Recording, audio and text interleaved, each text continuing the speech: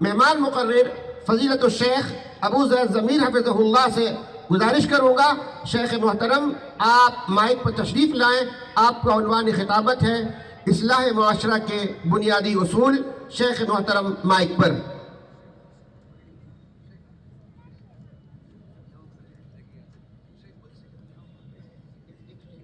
جی بولیے.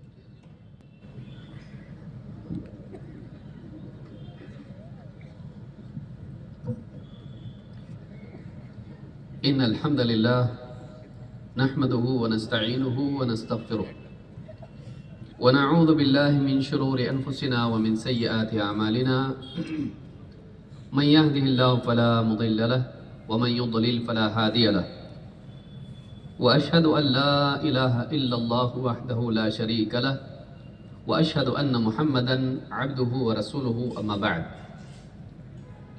فان خير الحديث كتاب الله وخير الهدي هدي محمد صلى الله عليه وعلى آله وسلم وشر الأمور محدثاتها وكل محدثة بدعة وكل بدعة ضلالة وكل ضلالة في النار. قال الله تبارك وتعالى إن الله لا يغير ما بقوم حتى يغيروا ما بأنفسهم. قابل احترام صدر اجلاس، معقر علماء کرام، قریب و بعید سے آئے ہوئے میرے محترم دینی بھائیوں اور قابل احترام ماں اور بہنوں، کولکاتہ شہری جمعیت کے تحت منعقد کی ہوئی اس عظیم الشان کانفرنس، قرآن و سنت کانفرنس میں آج ہم سب یہاں جمع ہیں. سردی کے باوجود آپ تمام حضرات، کوئی قریب سے آیا ہے، کوئی دور سے آیا ہے، لیکن سبھی اس موسم کی شدت کو برداشت کرتے ہوئے اللہ کی خاطر، اللہ کے دین کی بات سننے، اللہ کے کلام اور رسول اکرم صلی اللہ علیہ وسلم کے فرمان کو سننے کے لیے یہاں پر جمع ہیں. اللہ رب العالمین ہم سب کے آنے کو قبول فرمائیں، ہمارے بیٹھنے کو قبول فرمائیں، اور اس مجلس کو ہمارے لیے آخرت میں نجات کا ذریعہ بنائیں. اور جیسے اللہ رب العالمین نے یہاں پر ہم کو جمع کیا ہے، اللہ تعالیٰ عرش کے سائے میں ہم کو جمع کرے اور جنت الفردوس میں بھی ہم کو جمع کرے. بلا شبہ ایک بہت ہی مجاہدے کی چیز ہے کہ انسان ایسے موسم میں اپنے آرام کو چھوڑ کر کتاب و سنت کی بات سننے کے لیے، اپنی آخرت کو بنانے کے لیے، اپنی ایمان کی تازگی کے لیے سردی میں بیٹھے اور اس تکلیف کو برداشت کرے. یہی وہ چیز ہے جو انسان کو ہدایت کا حقدار بناتی ہے. والذین جاہدوا فینا لنہدینہم سبلنا وان اللہ لمع المحسنین. اللہ نے فرمایا جو لوگ ہماری خاطر مجاہدہ اٹھاتے ہیں، تکلیف برداشت کرتے ہیں، کوشش کرتے ہیں، محنت کرتے ہیں، والذین جاہدوا فینا، ہمارے کاز میں، ہمارے لیے جو لوگ مجاہدہ کرتے ہیں، لنہدینہم سبلنا، یقیناً ہم ان کو اپنی راہوں کی رہنمائی ضرور عطا کریں گے. وَإِنَّ اللَّهَ لَمَعَ الْمُحْسِنِينَ، اور یقیناً اللہ تعالیٰ نیکی کرنے والوں کے ساتھ ہے. تو جب ایک انسان اللہ کی خاطر مجاہدہ کرتا ہے تو اسے دو بڑی نعمتیں ملتی ہیں. ایک اللہ کی طرف سے ہدایت، اور دوسرے اللہ کی معیت. تو یہ دونوں چیزیں انسان کے لیے دنیا میں کامیاب ہونے کے لیے اور شر سے بچنے کے لیے بہت ضروری ہے. تو یہ مجلس اللہ کرے ہم لوگوں کے لیے ہدایت کا ذریعہ بنے اور دنیا اور آخرت میں ہمارے لیے نجات کا ذریعہ بنے. جو عنوان مجھے دیا گیا ہے وہ ہے اصلاح معاشرہ کے بنیادی اصول. حالات کا بگاڑ انسان کے حال کے بگاڑ کا نتیجہ ہوتا ہے. یہ ایک بنیادی بات ہے جس کو یاد رکھنا ضروری ہے. جیسے زمین پر ہمارے حالات ہوتے ہیں، ہمارے اعمال ہوتے ہیں، ہمارے جینے کا انداز ہوتا ہے، ویسے ہی اللہ کی طرف سے آسمان سے فیصلے آتے ہیں. دنیا کے حالات بگڑتے ہیں تو اللہ تعالیٰ کے فیصلے بھی اسی اعتبار سے آتے ہیں جس میں مشقت اور سزا کا اور عذاب کا پہلو ہوتا ہے. لہٰذا حالات کے بنانے کے لیے ضروری ہے کہ ہم اپنے حال کو صحیح کریں، ہماری زندگیاں صحیح ہوں۔ لیکن ہماری زندگی صحیح ہونا صرف اپنی حد تک کافی نہیں ہے۔ جب معاشرہ پوری طرح سے بگاڑ کا شکار ہو جاتا ہے اور گندگی بڑھ جاتی ہے تو پھر ایک دو گھر اچھے ہوں تو اس سے فائدہ نہیں ہوتا ہے، اللہ کا عذاب ٹلتا نہیں ہے، اللہ کی طرف سے آنے والے برے حالات رکتے نہیں ہیں، بلکہ جب برے حالات آتے ہیں تو کچھ اچھے گھر بھی اس کا شکار ہو جاتے ہیں۔ جب سیلاب آتا ہے تو پھر ایک دو گھر مضبوط ہوں تو بچتے نہیں، وہ بھی اس چپیٹ میں آ جاتے ہیں اور سارے لوگ تباہ اور برباد ہوتے ہیں۔ لہٰذا کچھ لوگ اپنے آپ کے بارے میں سوچتے ہیں کہ ہم لوگ تو اچھے ہیں، سماج چاہے کتنا ہے بگڑے۔ ان لوگوں کو سوچنا چاہیے کہ جب اللہ کی طرف سے آسمانی فیصلہ آتا ہے اور اللہ کا جب عذاب آتا ہے تو برے لوگوں کے ساتھ ساتھ اچھے لوگ بھی اس عذاب کی لپیٹ میں آ جاتے ہیں۔ اس لیے ایک انسان کو جہاں اپنی زندگی کی اصلاح کی کوشش کرنا چاہیے، وہیں اس کو سماج کو بہتر بنانے کی بھی کوشش کرنا چاہیے، اس لیے کہ حالات کا بگاڑ لوگوں کے حال کے بگاڑ کا نتیجہ ہوتا ہے۔ اگر ہم سماج کا حال صحیح کر لیں تو پھر ہمارے حالات بھی صحیح ہو سکتے ہیں۔ اسی لیے اللہ تعالیٰ نے قرآن کریم میں فرمایا ان اللہ لا یغیر ما بقوم حتی یغیروا ما بانفسہم۔ اللہ تعالیٰ کسی قوم کے حالات کو نہیں بدلتا جب تک کہ وہ خود اپنی حالت کو نہ بگاڑ لیں، نہ بدلیں۔ یہ منفی اعتبار سے آیت آئی ہے کہ اچھے حالات میں اللہ لوگوں کو رکھتا ہے، لیکن جب وہ بگاڑ کا شکار ہو جاتے ہیں، گمراہیوں میں مبتلا ہو جاتے ہیں، معصیت میں مبتلا ہو جاتے ہیں، گناہ کرنے لگتے ہیں، تو پھر اللہ تعالیٰ ان نعمتوں کو چھین لیتا ہے اور انہیں تکلیف اور مصیبت میں مبتلا کر دیتا ہے۔ تو جب لوگوں میں بگاڑ آتا ہے حالات بگڑ جاتے ہیں۔ لہٰذا ہم چاہتے ہیں کہ ہمارے حالات صحیح ہوں، سنوریں، سدھریں، تو ہمیں چاہیے کہ ہم اپنے اندر سدھار لانے کی کوشش کریں، لیکن ایک دو انسان نہیں بلکہ غالب معاشرہ اچھا ہونا چاہیے۔ اچھے معاشرے میں بھی کبھی برے لوگ ہوں گے، لیکن برائی اتنی زیادہ نہیں ہو جانا چاہیے کہ پورا معاشرہ بگاڑ کا شکار ہو جائے اور کچھ لوگ اچھے رہ جائیں۔ جب ایسا ہوتا ہے تو اللہ کی طرف سے عمومی عذاب آتا ہے۔ لہٰذا آج کی اس خطاب میں اب انہی باتوں پر غور کریں گے کہ معاشرے کی اصلاح کی اہمیت کیا ہے اور اس اسلام میں ہم کو کن چیزوں کا لحاظ کرنا چاہیے۔ اس سے تو بہت ساری چیزیں ہیں جس پر علماء نے کتابیں بھی لکھی ہیں۔ دعوت کے اصول کیا ہیں، اصلاح، امر بالمعروف اور نہی منکر کی فضیلت کیا ہے، اہمیت کیا ہے، اس کے نہ کرنے پر وعید کیا ہے، اور پھر اس کام کی ذمہ داری نبھانے کے لیے داعی کے، معلم کے اور اسی طرح سے عامر بالمعروف اور ناہی عن المنکر کے اوصاف کیا ہونے چاہیے، اس کے قواعد کیا ہیں، اس کی ساری چیزیں ایک بہت بڑا عنوان ہے۔ اس میں سے کچھ چیزیں لے کر ہم چلیں گے تاکہ کچھ بنیادی باتیں ہمارے سامنے آ جائیں اور ہم ان کا لحاظ کر کے اپنے سماج کو بہتر بنانے کی کوشش کریں۔ سب سے پہلی چیز یہ کہ امت میں ایک طبقہ ہمیشہ ایسا رہنا چاہیے جو امت میں، سماج میں، معاشرے میں خیر کو لانے اور اللہ کے دین کو زندگیوں میں لانے اور برائیوں سے لوگوں کو روکنے کی کوشش مداومت کے ساتھ لگاتار کرتا رہے۔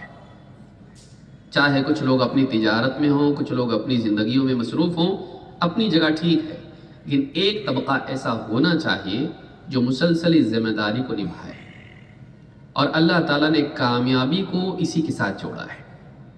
اللہ تعالیٰ فرماتا ہے وَلْتَكُمْ مِنْكُمْ أُمَّةٌ يَدْعُونَ إِلَى الْخَيْرِ وَيَأْمُرُونَ بِالْمَعْرُوفِ وَيَنْهَوْنَ عَنِ الْمُنْكَرِ وَأُولَئِكَ هُمُ الْمُفْلِحُونَ۔ تم میں کچھ لوگ، ایک گروہ ہمیشہ ایسا ہونا چاہیے جو لوگوں کو خیر کی طرف، بھلائی کی طرف بلاتا رہے، خیر کی دعوت دیتا رہے، نیک کاموں کا حکم دیتا رہے، برے کاموں سے منع کرتا رہے۔ 3 کام بتائے گئے: خیر کی دعوت دینا، بھلائی کا حکم دینا اور برائیوں سے روکنا۔ اور اللہ نے فرمایا وَأُولَئِكَ هُمُ الْمُفْلِحُونَ، یہی تو لوگ ہیں جو کامیاب ہونے والے ہیں۔ معلوم ہے کہ سماج میں کامیابی کا معاملہ وہاں سے شروع ہوتا ہے جہاں اس سماج میں کچھ لوگ اس ذمہ داری کو پابندی کے ساتھ نبھائیں، وہ سماج کو اس کے حال پر نہ چھوڑ دیں کہ ہمارا کیا لینا دینا، ہم اپنی زندگی میں خوش ہیں، ہم نیک ہیں، بلکہ وہ اپنے سے باہر بھی دیکھیں اور اپنی زندگی میں جو ضرورتیں ہیں ان کو پورا کرنے کے ساتھ ساتھ کھانا پینا، کپڑا، لباس، گھر اور اس طرح کی جتنی چیزیں ہیں اپنی ذمہ داری، بلکہ دین بھی، اپنا گھر، اپنی زندگی، اس کے ساتھ ساتھ باہر بھی دیکھیں کہ معاشرے میں اگر برائی پھیل رہی ہے تو اس کو روکنے والے بنیں، اگر معاشرے میں دینداری کم ہوتی جا رہی تو اس کو لوگوں کو تلقین کرنے والے بنیں اور لوگوں کو سال بھر بتاتے رہیں خیر کیا ہے، انسان کو خیر کے بارے میں بتانا کہ واقعی بھلائی انسان کی قسمیں ہیں، یہ خود اپنی ذات میں ایک بھلائی ہے۔ اس آیت میں اللہ نے یہ بات بتائی کہ تم میں ایک گروہ ایسا ہونا چاہیے۔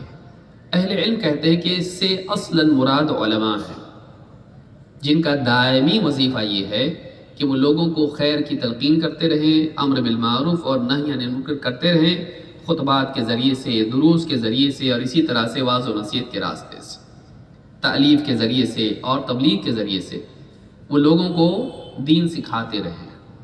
اور پھر وہ لوگ بھی ہیں جو علماء کے ماتحت رہ کر دین سیکھیں، جو طلاب علم جن کو ہم کہتے ہیں طالب علم ہوں، وہ بھی اپنے اپنے دائرے میں اپنی حدوں کو یاد رکھتے ہوئے دین کی خدمت انجام دیں۔ تو اس امت کے تعلق سے اللہ نے بات بتائی، بلکہ امت کا شرف یہ ہے کہ امت یہ ذمہ داری نبھاتی ہے۔ کنتم خیر امت اخرجت للناس تأمرون بالمعروف وتنہون عن المنکر وتؤمنون باللہ، تم بہترین امت ہو، تمہیں لوگوں کے لیے چن کے الگ نکالا گیا ہے، تم لوگوں کو بھلائی کا حکم دیتے ہو، برائیوں سے روکتے ہو اور اللہ پر ایمان رکھتے ہو۔ اس سے معلوم ہوا کہ اس پوری امت کا وظیفہ یہ ہے، اس امت کی خاص شان یہ ہے کہ یہ امت اس ذمہ داری کو نبھاتی ہے کہ صرف اپنے بارے میں نہیں بلکہ اپنے باہر دوسروں کے بارے میں سوچنے کا مزاج بھی اس امت کے افراد میں ہے۔ اگر یہ مزاج ہمارے اندر نہیں ہے تو کہیں نہ کہیں امت محمدیہ ہونے کے اعتبار سے ہمارے اندر کمی ہے۔ اللہ رب العالمین نے فرمایا قُلْ هَٰذِهِ سَبِيلِي أَدْعُو إِلَى اللَّهِ، اے نبی آپ کہیے یہ میرا راستہ ہے، هَٰذِهِ سَبِيلِي، کیا راستہ ہے؟ أَدْعُو إِلَى اللَّهِ، میں لوگوں کو اللہ کی طرف بلاتا ہوں، عَلَى بَصِيرَةٍ، بصیرت کی بنا پر، دلائل کی بنا پر اور دور اندیشی حکمت کی بنا پر، حکمت کے ساتھ لوگوں کو اللہ کے ساتھ جوڑتا ہوں، اللہ کی طرف بلاتا ہوں۔ انا ومن اتبعنی، صرف میں نہیں بلکہ میری اتباع کرنے والے بھی ہیں، میں بھی لوگوں کو اللہ کی طرف بلاتا ہوں اور جو میری پیروی کرتے ہیں، جو میرے فالوورز ہیں، جو میری اتباع کرنے والے ہیں، وہ بھی بصیرت کے ساتھ لوگوں کو اللہ کی طرف بلاتے ہیں۔ وَسُبْحَانَ اللَّهِ وَمَا أَنَا مِنَ الْمُشْرِكِينَ، اور سبحان اللہ میں مشرکین میں سے نہیں ہوں، اللہ سے جوڑتا ہوں توحید کی دعوت اور شرک سے براءت، اللہ کی عبادت کا حکم اور شرک سے منع، یہ دونوں چیزوں کا اہتمام نبی صلی اللہ علیہ وسلم اپنی پوری زندگی کرتے رہے۔ اور آپ فرما رہے ہیں کہ میں بھی اور میری اتباع کرنے والے بھی۔ معلوم ہے کہ یہ وظیفہ خاص نہیں ہے اللہ کے نبی صلی اللہ علیہ وسلم کے ساتھ، بلکہ آپ کی اتباع کا حق ادا کرنا یہ ہے کہ اس ذمہ داری میں آپ کا امتی بھی شریک ہو، اپنے علم کی وسعت کے اعتبار سے، کہ وہ لوگوں کو اللہ سے جوڑنے والا بنے۔ اس لیے کہ سارے وجود کا حاصل یہ ہے، زندگی کا مقصود یہ ہے کہ ایک انسان اللہ سے جڑے، اپنے تعلق کو اللہ سے صحیح کرے۔ اس کے بغیر انسان کی زندگی بے معنی ہے، ضائع ہے، برباد ہے۔ تو اللہ تعالیٰ نے یہ بات کہی، اللہ کے نبی صلی اللہ علیہ وسلم فرماتے ہیں والذی نفسی، اگر یہ نہیں کرے آدمی، اس ذمہ داری کو ادا نہ کرے تو کیا کہا؟ والذی نفسی بیدی، اس ذات کی قسم جس کے ہاتھ میں میری جان ہے، لتأمرن بالمعروف ولتنہون عن المنکر، تم کو بھلائی کا حکم دینا ہوگا، تم کو لوگوں کو برائی سے روکنا ہوگا، ورنہ اگر نہیں کریں گے تو أَوْ لَيُوشِكَنَّ اللَّهُ أَن يَبْعَثَ عَلَيْكُمْ عِقَابًا مِّنْهُ، ورنہ قریب ہے کہ اللہ تعالیٰ اپنی طرف سے تم پر ایک سزا نازل کرے، اپنی طرف سے عذاب نازل کرے. ثم تدعونہ فلا یستجاب لکم، پھر تم اللہ کو پکارتے رہ جاؤ لیکن اللہ تعالیٰ تمہاری دعاؤں کو نہ سنے. قریب ہے کہ ایسا وقت آئے کہ تم دعائیں کرو لیکن اللہ تعالیٰ تمہاری دعاؤں کو نہیں سنے گا. کیوں؟ اس لیے کہ تم نے اپنی زندگی کا مقصد چھوڑ دیا، اپنی ذمہ داری نہیں نبھائی. وہ کیا ذمہ داری ہے؟ بھلائی کا حکم دینا، برائی سے روکنا. آج ہمارا ماحول ایسا بن گیا ہے کہ کوئی کسی کو کیوں کہے بھائی، کیوں برے ہوں. کسی کو ٹوکنا اس کو دشمن بنانا ہوتا ہے، کسی کو نصیحت کرنا، کسی کو خیر کی تلقین کرنا آپس کے تعلقات کو خراب کرتا ہے. کیوں کسی کی بے عملی کے بارے میں ہم اس کو تنبیہ کریں، اسے دعوت دیں، اسے نصیحت کریں؟ کیوں؟ تعلقات خراب ہوتے ہیں، کبھی بزنس کے، کبھی رشتہ داری کے، کبھی پڑوس کے، کبھی کوئی اور. تو انسان تعلقات کو باقی رکھنے کے لیے، بندوں سے اپنے تعلق کو باقی رکھنے کے لیے، صحیح رکھنے کے لیے اللہ سے اپنے تعلق کو خراب کر لیتا ہے کہ بندوں کا معاملہ صحیح رہے. بھائی اللہ سے تیرا معاملہ صحیح ہے کیا؟ اگر تو اللہ کی طرف سے عائد کردہ یہ ذمہ داری نہیں نبھائے گا تو تیرا معاملہ اللہ سے بگڑ جائے گا. لہٰذا انسان کو اپنے ماحول میں رہتے ہوئے لوگوں کو بھلائی کی تلقین کرتے رہنا چاہیے. قیس بن ابی حازم کہتے ہیں قام ابو بکر فحمد اللہ واثنى علیہ. ایک دن ابو بکر صدیق رضی اللہ تعالیٰ عنہ ممبر پر کھڑے ہوئے اور انہوں نے اللہ کی حمد و ثنا کی. ثم قال، اس کے بعد کہا، یا ایھا الناس انکم تقرؤون هذه الآیہ، اے لوگو تم یہ آیت پڑھتے ہو. یا ایھا الذین آمنوا علیکم انفسکم لا یضرکم من ضل اذا اہتدیتم، اے لوگو تم پر تمہاری ہی ذمہ داری ہے، کسی اور کی گمراہی تمہیں، اگر تم ہدایت پر ہو کسی اور کی گمراہی تمہیں نقصان نہیں دے سکتی. اگر تم ہدایت پر رہو، دوسرا کوئی گمراہ ہو جاتا ہے، اس سے تمہارا کیا نقصان ہوگا؟ دوسرے کی گمراہی تمہارے لیے مضر نہیں. کہا کہ یہ آیت تم پڑھتے ہو. وَإِنَّا، اب اس آیت سے یہ تم کو محسوس ہوتا ہے کہ شاید ہمارے ذمے ہم ہی ہیں، کسی اور کی ذمہ داری ہم پر نہیں، کسی اور کے بارے میں ہمارا کوئی لینا دینا نہیں ہے. باقی لوگ گمراہ ہو جائیں، ہمارا کیا معاملہ اس سے؟ ہم ہدایت پر ہیں، بس ہم کو حق مل گیا، ہم توحید والے بن گئے، ہم سنت کے مطابق زندگی گزار رہے ہیں. دوسرے اگر غلط جی رہے ہیں تو وہ جائیں گے جہنم میں، ہمارا کیا لینا دینا ان سے؟ ہم کو ان کی کیا پڑی ہے؟ اگر یہ ذہن میں آدمی کے آتا ہے، کہا کہ یہ آیت تم پڑھتے ہو، اگر تم ہدایت پر ہو کسی اور کی گمراہی تمہارے لیے مضر نہیں، تم پر تمہاری ذمہ داری ہے.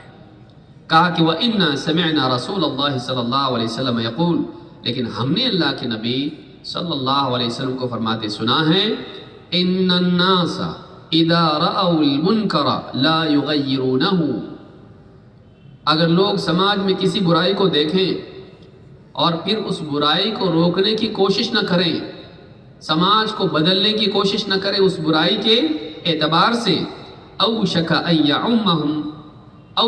یعمہم اللہ بعقابہ، قریب ہے کہ اللہ تعالیٰ اپنی طرف سے عمومی عذاب ان پر بھیجتے ہیں. اکے دکے پر عذاب نہیں آئے گا، پوری قوم پر، پورے سماج پر، پورے معاشرے پر عذاب آئے گا. اگر لوگ ایک برائی کو دیکھیں اور پھر اس کو بدلنے کی کوشش نہ کریں، روکنے کی کوشش نہ کریں، حالات کو بدلنے کی کوشش نہ کریں، اللہ تعالیٰ پورے سماج کو عمومی عذاب میں مبتلا کر دے گا. اس حدیث کو امام احمد، ابو داؤد، ترمذی، ابن ماجہ وغیرہ نے روایت کیا. اس سے معلوم ہوتا ہے کہ سماج میں برائیاں ہونے لگیں، بے حیائیاں ہونے لگیں، لوگ شرک میں جائیں، بدعات میں جائیں، بے نمازی ہوں اور اللہ کے دین سے دوری اختیار کریں، بے پردہ ہوں، حرام میں مبتلا ہوں، ناچ گانے اور بے حیائی کے کام کریں، اور لوگ کہیں کہ بھائی ہمارا کسی سے کیا لینا دینا، کسی کو ٹوکنے سے تعلقات خراب ہوتے ہیں، ہم صحیح رہیں گے، باقی سب لوگوں کو ان کے حال پر چھوڑ دو. اگر ایسا ہم کریں تو ہم ان کی ناراضگی سے تو بچ جائیں گے، اللہ کی ناراضگی سے نہیں بچ سکتے. اللہ تعالیٰ ایسا عذاب نازل کرے گا کہ تم پکارتے رہ جاؤ گے اللہ کو، گڑ گڑا کر دعائیں کرو گے، لیکن اللہ دعائیں قبول نہیں کرے گا. کیوں؟ اس لیے کہ تم نے وہ کام چھوڑا جو تمہارے لیے ضروری تھا۔ تو اس سے یہ اہمیت معلوم ہوتی ہے کہ سماج کو اس کے حال پر چھوڑ دینا یہ اللہ کے عذاب کو دعوت دیتا ہے۔ سماج کی اصلاح کی فکر ہمارے دل میں ہونا چاہیے اور اس کی کوشش ہم کو کرتے رہنا چاہیے اپنی صلاحیت اور دائرے کے اعتبار سے۔ لیکن اس کام کو ہم کیسے انجام دیں، کن اصول و ضوابط کا اہتمام ہم کریں، اس تعلق سے کیا خیال ہم کو رکھنا چاہیے، کن باتوں کا لحاظ ہم کو کرنا چاہیے۔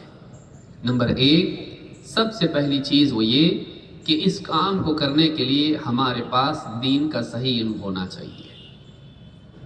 ہم کو معلوم تو ہو کہ اللہ نے بتایا خیر کی طرف دعوت دیتے ہو، بھلائی کا حکم کرتے ہو، برائی سے روکتے ہو۔ اب ایک آدمی ذمہ داری کو نبھانے کے لیے کھڑا ہو، اس کو معلوم ہی نہ ہو کہ خیر کیا ہے، بھلائی کیا ہے، برائی کیا ہے۔ اگر اس کو یہ معلوم نہ ہو ہو سکتا ہے وہ خیر کی نیت سے شر کی دعوت دینے والا بنے، اور بھلائی کا حکم دینے کی بجائے بھلائی سے روکنے والا بنے، اور برائی سے روکنے کی بجائے برائی کی طرف ہانکنے والا بن جائے۔ ہو سکتا ہے، کیوں؟ اس لیے کہ وہ جانتا نہیں ہے۔ لہٰذا سب سے پہلی ذمہ داری سماج کی اصلاح کرنے میں اور سماج کی اصلاح کرنے والوں کے لیے یہ ضروری ہے کہ وہ دین کا صحیح علم حاصل کریں، قرآن و سنت کا علم حاصل کریں، اور سماج کی اصلاح قرآن و سنت کے علم کی بنیاد پر ہو، فلسفوں کی بنیاد پر نہیں، پرسنل ایکسپیرینس کی بنیاد پر نہیں، ذاتی رجحانات کی بنیاد پر نہیں، پرسنل پریفرنسز کی بنیاد پر نہیں۔ آپ دیکھیں کتنے لوگ ہیں کھڑے ہوتے ہیں، مسلمانوں کے حالات بہت خراب ہیں، تو کیا کرنا چاہیے؟ مسلمانوں میں ایجوکیشن نہیں ہے، ٹھیک ہے وہ ایک ضرورت ہے، لیکن سارے بگاڑ کی وجہ یا سارے بگاڑ کا حل یہ نہیں کہ ایجوکیشن آ جائے گا۔ مغرب میں، ویسٹ میں، امریکہ ہو، انگلینڈ ہو، اس طرح کے جتنے ملک ہو، کیا وہاں بگاڑ نہیں ہے؟ وہاں یہاں سے زیادہ بھی بگاڑ ہے بہت سارے معاملات میں، اور وہاں ایجوکیشن لیول ہم سے زیادہ ہے۔ تو ایجوکیشن آنے سے سماج اچھا بن جاتا ہے؟ نہیں، ضروری نہیں ہے۔ دنیاوی علوم چیزوں کو اچھا بناتے ہیں، دین کا علم ہے جو انسان کو اچھا بناتا ہے۔ اب ایک آدمی بعض اوقات کہتا کہ مسلمانوں میں یہ مسائل ہیں، کیا حل ہے؟ کہ بے روزگاری ہے، یہی ایک حل ہے، سب کو کام دلاؤ، سب کو پڑھ لکھ کے کہیں نہ کہیں جاب پہ لگا دو، پیسہ آئے گا سب صحیح ہو جائے گا۔ پیسہ نہ ہونے کے اپنے مسائل ہیں، پیسہ ہونے کے بھی اپنے مسائل ہیں۔ ایک آدمی جو غریب تھا، غریب ہونے کی وجہ سے وہ چوری کرتا تھا، اب پیسہ اس کے پاس اتنا آ گیا کہ جوا کھیلنے کے لیے جا رہا ہے۔ تو وہی انسان جو پیسہ نہ ہونے کی وجہ سے بگڑا ہوا تھا، پیسہ آنے کے بعد بھی بگڑ گیا۔ تو پیسہ سلوشن نہیں ہے۔ لہٰذا بہت سارے لوگ سماج کو بہتر بنانے کے لیے کھڑے ہوتے ہیں، لیکن چونکہ ان کے پاس سماج کے مسائل کی معرفت اور ان کا علاج نہیں ہوتا ہے، لہٰذا وہ ایسا موٹو پورے قوم کو اور سماج کو دے دیتے ہیں جو کتاب و سنت کی بنیاد پر صحیح نہیں ہے، وہ واقعی حل نہیں ہوتا ہے، اور ساری قوم کو اسی طرف ہانک کے لے جاتے ہیں کہ یہ ہمارا حل ہے۔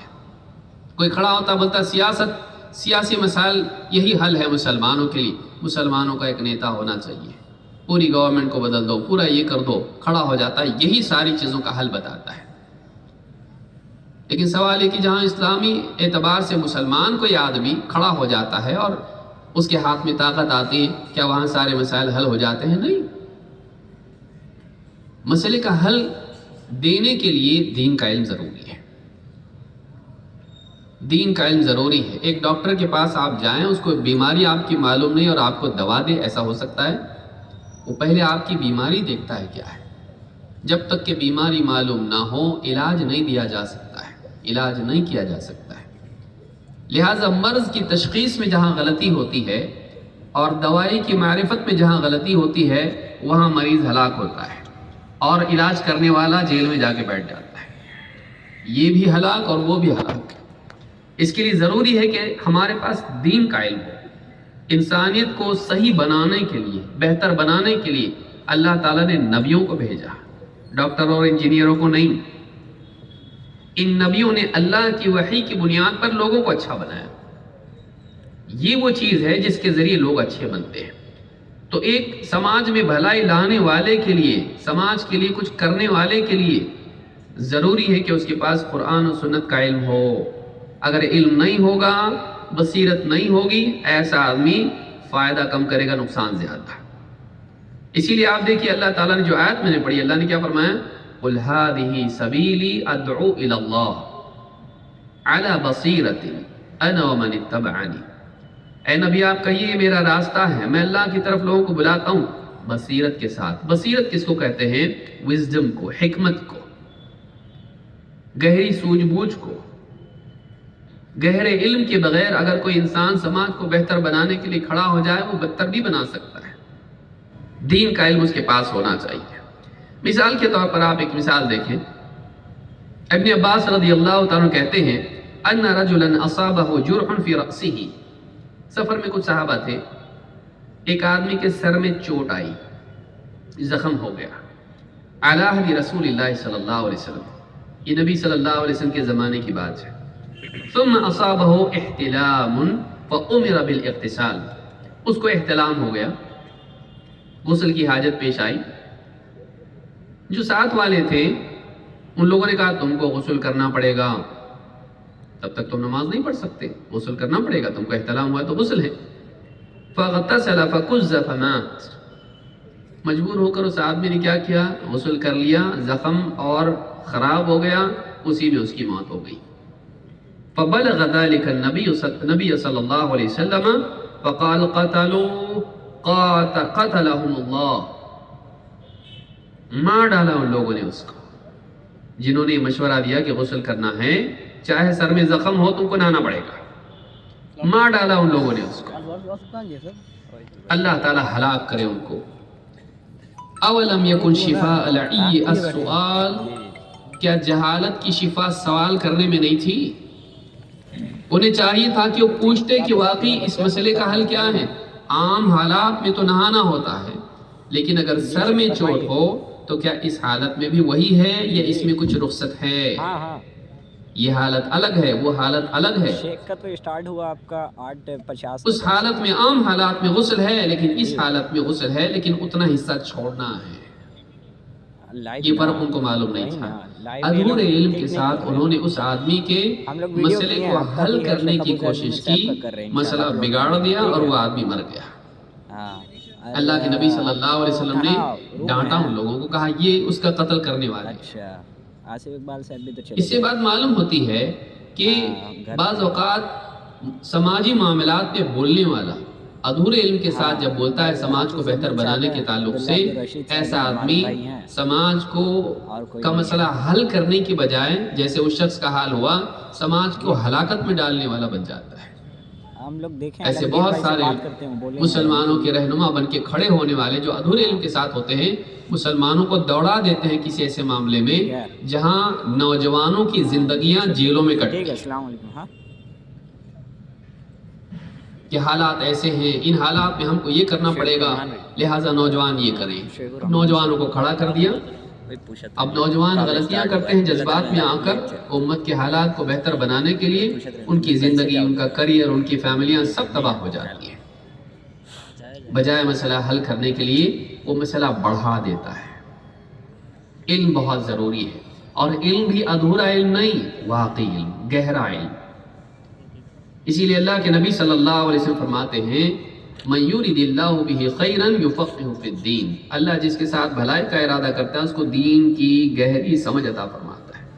اوپر علم نہیں، کاپی پیسٹ، گوگل نہیں، واقعی گہرا علم جو کتاب و سنت کا صحیح فہم ہو، سلف کے فہم کے مطابق ہو، نصوص کی معرفت ہو، اس کی تفسیر آیت کی کیا ہے، حدیث کی تشریح کیا ہے، اس سے استنباط کیسے کیا جاتا ہے، اس سے کیا مسئلہ نکلتا ہے، کیا نہیں نکلتا ہے، اس مسئلے میں اور اس مسئلے میں کیا فرق ہے. دیکھیں ان لوگوں نے فرق نہیں کیا. عام حالات میں اور اس حالت میں، سر میں چوٹ والی حالت میں فرق نہیں کیا. ایک عام آیت لے لی، ایک عام حکم لے لیا، فٹ کر دیا یہاں پر بھی، اور اس آدمی کو ہلاک کر دیا. جہاد کی عام آیتیں لے کر اس کو فٹ کر دینا کسی ایک حالت پر جہاں وہ فٹ نہیں ہوتی ہے، امت کو مصیبت میں ڈال دیتا ہے. ایسی جیسے کوئی آدمی کہے کہ بھئی قرآن میں اللہ نے فرمایا وَالسَّارِقُ وَالسَّارِقَةُ فَاقْطَعُوا أَيْدِيَهُمَا، چور مرد چور عورت ہاتھ ان کے کاٹو. اب چھری لے کے نکل جائے بازار میں، جو بھی چوری کرتا ہے اس کا ہاتھ کاٹ دیتا ہے، کیا یہ صحیح ہوگا؟ نہیں، اس کو نہیں معلوم کہ یہ حکومت کی طرف سے اس کا نفاذ ہوتا ہے، نہ کہ کوئی فرد اپنی طرف سے اس کا نفاذ کرے۔ علم نہیں ہے۔ سماج سے میں چوری کو ختم کرنا چاہ رہا ہوں، اللہ نے ہاتھ کاٹنے کا حکم دیا ہے، جو بھی ملے گا میں چھری سے اس کا ہاتھ کاٹ دوں گا، کیا حل ہوگا؟ نہیں، یہ حل نہیں ہے، اس نے غلط کام کیا، ایسا کام اپنے ذمہ لیا جو اس کے ہاتھ میں نہیں تھا۔ لیکن کیوں؟ ادھورا علم، خالی آیت پڑھ لیا قرآن کی۔ تو ایک تو وہ لوگ ہیں جو سرے سے قرآن و سنت سے رہنمائی نہیں لیتے، دوسرے وہ لوگ ہیں جو قرآن و سنت سے رہنمائی لیتے ہیں لیکن اپنی عقل کے اعتبار سے اور پوری تفصیل جانے بغیر، چاہے وہ شریعت کے نفاذ کے معاملات ہوں، چاہے وہ جہاد کے معاملات ہوں، چاہے وہ دعوت کے معاملات ہوں، چاہے وہ کوئی بھی معاملات ہوں، ادھورا علم انسان کا دشمن ہوتا ہے۔ لہٰذا علم کی گہرائی ہونا چاہیے۔ ابو عبد الرحمن السلمی کہتے ہیں ان علی رأى رجلا یقص، علی رضی اللہ تعالیٰ نے ایک آدمی کو دیکھا کھڑے ہو کے لوگوں میں بیان کر رہا تھا، انہوں نے کچھ واعظ و نصیحت کر رہا تھا لوگوں کو۔ قال علمت الناسخ والمنسوخ، تو ناسخ اور منسوخ جانتا ہے کیا ہے؟ کون سا حکم پہلے تھا، کون سا بعد میں آیا، کون سا عام ہے، کون سا خاص ہے؟ کیونکہ ناسخ منسوخ میں یہ بھی آتا ہے، صرف یہ نہیں کہ حکم بدل گیا، یہ بھی کہ عام کو کیسے خاص کیا گیا، کیسی قید اس میں آئی، یہ بھی ناسخ منسوخ میں آتا ہے۔ تو ناسخ منسوخ جانتا ہے؟ اس نے کہا لا، قال لا، قال ہلکت و اہلکت، تو بھی ہلاک ہوا اور ان کو بھی تو نے ہلاک کیا، تو بھی ہلاک ہوگا اور ان کو بھی ہلاک کرے گا۔ یعنی ایک انسان گہرے علم کے بغیر جب لوگوں کی رہنمائی اور قیادت کے لیے کھڑا ہوتا ہے تو ایسا انسان لوگوں کی نجات کی بجائے ان کی ہلاکت کا ذریعہ بنتا ہے۔ اس سے معلوم ہوتا ہے کہ سماج کی اصلاح کے لیے بہت ضروری ہے کہ گہرا علم ہو، گہرے علم کے بغیر سماج بہتر نہیں بن سکتا ہے، یہ پہلی بات۔ نمبر 2، سماج کی اصلاح میں ایک بہت ہی اہم چیز یہ ہے کہ جو لوگ اصلاح کرنے کی کوشش کریں، چاہے وہ گھر ہو، چاہے وہ بستی ہو، چاہے عالمی سطح پر ہو، ان کی زندگی میں عمل ہونا چاہیے، ان کی زندگی میں بھی عمل ہونا چاہیے۔ جو لوگوں کو جنت کے راستے کی طرف دوڑنے کے لیے کہہ رہا ہے وہ خود بھی اس راستے پر دوڑنے والوں میں سے ہونا چاہیے۔ اکثر سماج سدھار کی کوشش کرنے والوں کی زندگی میں سدھار کی ضرورت ہوتی ہے۔ اکثر جو سماج کو سدھارنے کے لیے کھڑے ہوتے ہیں پہلے ضرورت ہوتی ہے کہ ان کو سدھارا جائے۔ وہ اپنے آپ کو ان قیودات سے بالا تر سمجھتے ہیں، ہمارا عمل مت دیکھو، ہماری بات دیکھو۔ ایسا نہیں ہوتا، لوگ بات پہلے سنتے ہیں، عمل پہلے دیکھتے ہیں، کیونکہ عمل کی زبان، عمل کی آواز قول سے بھی اونچی ہوتی ہے، وہ زیادہ سننے میں آتی لوگوں کو۔ زندگی انسان پہلے پڑھتا ہے، بات بعد میں سنتا ہے۔ لہٰذا جو لوگ سماج کی اصلاح کے لیے کھڑے ہوں یا اپنے گھر کی اصلاح کے لیے فکر کریں، ان کی اپنی زندگی میں عمل ہونا چاہیے۔ لڑکے بگڑ رہے، بچے نہیں سن رہے، کیوں نہیں سن رہے بھائی؟ کیوں نہیں سن رہے آپ کی بات؟ بچپن میں تو سنتے تھے، ہاں، لیکن بچپن میں ان کے سامنے ہماری بے عملی نہیں تھی۔ جب سے سمجھ آنے لگی، جو ہم ان کو بولتے ہیں وہ ہم کو بھی اس پر تولتے ہیں۔ باپ بچے کو کہہ رہا ہے چل جا نماز کے لیے، اور خود گھر میں بیٹھا ہوا میچ دیکھ رہا ہے کرکٹ کا، بچے پر کیا اثر پڑے گا؟ ماں اگر بچیوں کو پردے کا اور حیا کا سبق دے، اور ماں خود ہی واٹس ایپ پہ اور فیس بک پہ غیر مردوں کے ساتھ میں فرینڈشپ قائم کرے، اور فون پر رشتہ دار جو پرائے ہیں اس کے لیے ایسے رشتہ دار جو محرم نہیں ہیں ہنسی مذاق کرے، اس بچی پر کیا اثر پڑے گا جو اپنی ماں کو اس حال میں دیکھے؟ گھر میں سچ بولنے کا سبق دینے والے اگر باپ فون پر کہے کہ میں ابھی راستے میں اور گھر میں بیٹھ کے پلنگ پہ بول رہا ہے، بتائیے بچے پہ کیا اثر پڑے گا؟ وہ بچہ بھی بولے گا میں کلاس میں ہوں اور وہ گراؤنڈ پہ کھیل رہا ہوگا۔ بے عملی اصلاح نہیں، فساد پیدا کرتی ہے، اس لیے کہ اصلاح کرنے والے کا، جس کی اصلاح وہ کر رہا ہے، ان کے درمیان ٹرسٹ ہونا چاہیے۔ جب تک کسی کی بات پر، کسی کی ذات پر اعتماد نہیں ہوتا ہے، اس کی بات پر اعتماد نہیں آتا ہے، اس کو یاد رکھیے۔ آپ کو اپنی ذات کا اعتماد پہلے پیدا کرنا پڑے گا، تب آپ کی بات کا اعتماد پیدا ہوگا۔ اللہ تعالیٰ 40 سال تک نبیوں کو قوم میں رکھتا ہے اور ان کی شخصیت لوگوں کے سامنے ہوتی ہے، اس کے بعد وہ لوگوں کے اندر اصلاح کا کام کرتے ہیں۔ عموماً بہت کم استثناء ایکسیپشنز آپ کو اس میں ملیں گے، لیکن عام طور سے اللہ کا قاعدہ یہ ہے کہ جب ان کی عمریں اچھی خاصی ہو جاتی ہیں تب جا کر وہ قوم میں اصلاح کا کام کرتے ہیں۔ کیوں؟ اس لیے کہ اتنے سالوں میں ان کا اعتماد بنایا جاتا ہے۔ اسی لیے اللہ کے نبی صلی اللہ علیہ وسلم جب کھڑے ہوئے صفا کی پہاڑی پر تو آپ نے کہا کہ اگر میں کہوں کہ اس پہاڑی کے پیچھے ایک لشکر ہے، اگر وہ حملے کے لیے تیار ہے، اگر میں یہ کہوں تو تم کیا کہو گے؟ لوگوں نے کہا ما جربنا علیک الا صدقا، ہم نے کبھی آپ سے جھوٹ کا تجربہ نہیں کیا، ہم نے جب بھی آپ کی زبان سے بات سنی ہے تو وہ سچ ہی ہوا کرتی ہے۔ ظاہر بات ہے کہ ہم اس پر بھروسہ کریں گے۔ یہ جو اعتماد ہے سماج کی اصلاح کرنے والا، چاہے وہ اپنے گھر کی اصلاح کر رہا ہو یا پھر وہ بڑے پیمانے پر سماج کی اصلاح کر رہا ہو، اس کی زندگی قابل اعتماد ہونی چاہیے۔ جس خیر کی، جس حق کی وہ لوگوں کو دعوت دے رہا ہو، اس حق کا حق وہ ادا کر رہا ہو، اس کی زندگی میں عمل ہونا چاہیے۔ ٹھیک ہے وہ کامل نہیں ہوگا، ہر انسان سے غلطیاں ہوتی ہیں، لیکن ایسا نہیں ہونا چاہیے کہ وہ بس باتوں کا دھنی ہو اور اس کی زندگی میں عمل نہ ہو، اس کی زندگی اس کی بات کو غلط ثابت کر رہی ہو، اس کی زندگی میں کانٹرڈکشن ہو، نہیں ہونا چاہیے۔ بولنے کی صلاحیت اگر عمل کی صلاحیت کے ساتھ رشتہ توڑ لے تو پھر بات کی صداقت ختم ہو جاتی ہے، اعتبار ختم ہو جاتا ہے، قول و عمل میں تضاد نقصان پہنچاتا ہے۔ اسی لیے اکثر گھروں میں جب بچے بالغ ہونے لگتے ہیں تو گھر کے بڑوں کی بات کی کوئی قدر نہیں کرتے۔ کیوں؟ اس لیے کہ وہ ان کو جانچنا شروع کر دیتے ہیں۔ جب سے ان کو سمجھ آتی ہے وہ ان کو کرٹیکل انالیسس ان کی کرتے ہیں، جبکہ ان کو معلوم نہیں ہوتا ہے، بڑوں کو معلوم نہیں ہوتا ہے۔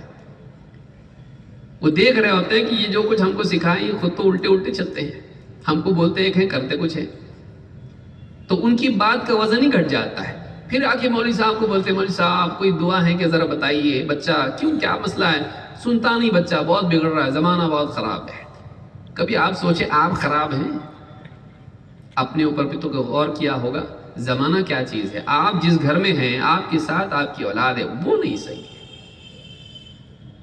سماج کا کوئی قائد ہے، سماج کا کوئی رہنما ہے، اس کی زندگی میں وہ بات نہیں ہے۔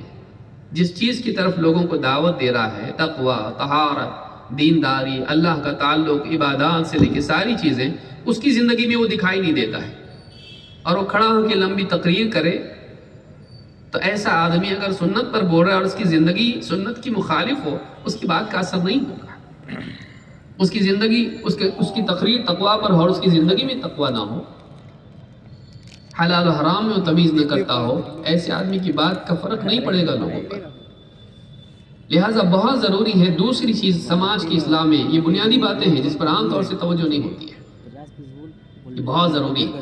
گھر ہو یا سماج ہو، بستی ہو یا ملک ہو، اس میں ضروری ہے کہ جو انسان لوگوں کو خیر کی تلقین کر رہا ہے، دعوت دے رہا ہے، اس کی زندگی اس کی دعوت پر پانی پھیرنے والی نہ ہو، وہ عمل کرنے والا ہو۔ امام الزہری رحمۃ اللہ علیہ فرماتے ہیں لا يرضين الناس قول عالم لا يعمل ولا عامل لا يعلم، لوگ ایسے عالم کی بات کو قبول نہیں کرتے ہیں جو عمل نہیں کرتا، اور لوگ ایسے عامل کی بات کو اہمیت نہیں دیتے ہیں جس کے پاس علم ہی نہ ہو۔ لہذا بہت ضروری ہے کہ علم اور عمل کو ہم جمع کرنے والے بنیں۔ اسی لیے آپ دیکھیں گے اللہ کے نبی صلی اللہ علیہ وسلم فرماتے ہیں یجاء بالرجل یوم القیامہ، قیامت کے دن ایک آدمی کو لایا جائے گا، فیلقی فی النار، اور اسے آگ میں ڈال دیا جائے گا، جہنم میں، فتندلق اقطابہ فی النار، اس کی آنتیں باہر نکل آئیں گی، فیدور کما یدور الحمار برحاہ، اور وہ ایسا چکر لگائے گا جیسے ایک گدھا جو ہے چکی کے اطراف گھومتا ہے، اکڑیاں لے کے وہ سمیٹ کر اس طرح سے گھومے گا۔ فیجتمع علیہ اہل النار، فیجتمع اہل النار علیہ، اہل النار جہنمی دوسرے اس کے پاس جمع ہوں گے، فیقولون ای فلان ما شأنک، ارے فلان تیرا یہ کیا حال ہو گیا، تیرا کیا حال ہو گیا، अलैसा कुन्त तअमुरुना बिल मअरूफ व तन्हाना अनिल मुनकर, तू ही नहीं था जो हमको भलाई का हुक्म देता था, बुराई से रोकता था। फ़राइज़ की तलकीन, मुहर्रमात से इज्तिनाब की तलकीन तू ही तो था ना, तो करता था। क़ाल कुन्तु आमुरुकुम बिल मअरूफ वला आती, मैं तुम्हें भलाइयों का हुक्म देता लेकिन खुद करता नहीं था। फ़राइज़ का हुक्म देता था लेकिन मेरी ज़िंदगी में फ़राइज़ नहीं थे। व अनहाकुम अनिल मुनकरि व आती, और मैं मुनकरात से तुमको रोकता था लेकिन खुद उन मुनकरात का इर्तिकाब करता था, मैं खुद उन बुराइयों में पड़ता था। मैं हराम कामों से तुमको रोकता था लेकिन मेरी ज़िंदगी में खुद वह हराम काम थे। कौल व अमल का तज़ाद, ये दूसरों को क्या बचाता, ये अपने को नहीं बचा सका, बल्कि बहुत मुमकिन है उसके ज़रिए से दूसरे बच जाएं और ये हलाक हो। इससे ज़्यादा बदकिस्मती आदमी की क्या होगी कि इसकी तकरीरों के ज़रिए से लोगों की ज़िंदगी में फ़राइज़ आएँ, मुहर्रमात उनकी ज़िंदगी से निकलें, इसकी ज़िंदगी में फ़राइज़ ना आएँ, मुहर्रमात से नहीं निकलें, वो कामयाब हो जाएं इसका खिताब सुन के और ये हलाक हो जाए। इससे ज़्यादा बदकिस्मती की बात क्या हो सकती है। तो बहुत ज़रूरी है, ये दूसरी बुखारी मुस्लिम की हदीस है, बहुत ज़रूरी है कि एक आदमी जो समाज की इस्लाह के लिए खड़ा हो उसकी ज़िंदगी में खुद अमल हो, उसकी ज़िंदगी में खुद अमल। नंबर 3, समाज की इस्लाह के लिए क्या ज़रूरी है। बेहतर समाज बनाने के लिए हमको शुरुआत कहाँ से करनी पड़ेगी, वही चीज़ जहाँ से इंसान की नजात की शुरुआत होती है, तौहीद व इत्तिबा। हर एक के पास अपना एक ना एक फार्मूला होता है। कोई कहता है लोग जिक्र करने वाले बन जाएं, जिक्र से सब सही हो जाएगा। कोई कहता है कि उनमें अखलाक की तालीम दो, मॉरल वैल्यूज़ उनको सिखाओ। कोई एजुकेशन की बात करता है, कोई फाइनेंशियल स्टेटस मुसलमानों का ऊपर करने की बात करता है, कोई कुछ और करता है। असल चीज़ ये है कि लोग अल्लाह को पहचाने, शिर्क से निकले। सारी खैर तौहीद में है।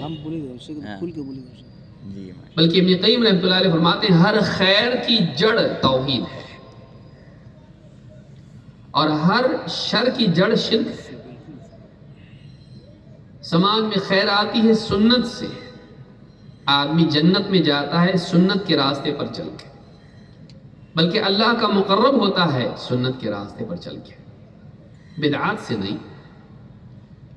लेकिन हम अगर निगाह डालें अपने समाज में तो दिखाई देता है कि एक बड़ा तबका मुसलमानों का है जो शिर्क और बिदात में मुब्तला है, लेकिन लोग उसको छेड़ते नहीं हैं, बाकी सारी चीज़ों की मरहम पट्टी करते हैं। एक आदमी कैंसर में मुब्तला है, उसका इलाज नहीं किया जा रहा है और उसके फोड़े का आप इलाज कर रहे हैं, उसकी सर्दी खांसी का आप इलाज, जुकाम का इलाज आप कर रहे हैं, लेकिन कैंसर को आपने छोड़े रखा है। आप खाने पीने के आदाब उसको सिखा रहे हैं, आप उसको फलां चीज़ जुमा और इसके आदाब, उसको सफ़र के आदाब उसको बता रहे हैं, आप मोटी मोटी चीज़ उसको नमाजी भी आप बना रहे हैं, लेकिन उसको मालूम नहीं कि मैं शिर्क कर रहा हूँ। आप खुश हैं कि नमाज पढ़ता है, बाअखलाक है, लेकिन उसकी ज़िंदगी में शिर्क और बिदात है। आप इसकी इस्लाह की कोशिश नहीं कर रहे हैं, आप समाज को बेहतर नहीं बना रहे। क्यों? इसलिए कि आप समाज को बेहतर बनाने वाले अइम्मा, इमाम, नबियों और रसूलों के रास्ते को से हट कर आप काम कर रहे हो। अल्लाह ताला कुरान करीम में फरमाता है वलक़द बअथना फ़ी कुल्लि उम्मतिन रसूलन अन इअ्बुदुल्लाह वज्तनिबुत ताग़ूत। हमने हर उम्मत में रसूल भेजा इस पैगाम के साथ कि अल्लाह की इबादत करो और ताग़ूत से बचो। हर उम्मत में नबी आए, उनकी मरकज़ी और बुनियादी दावत क्या थी?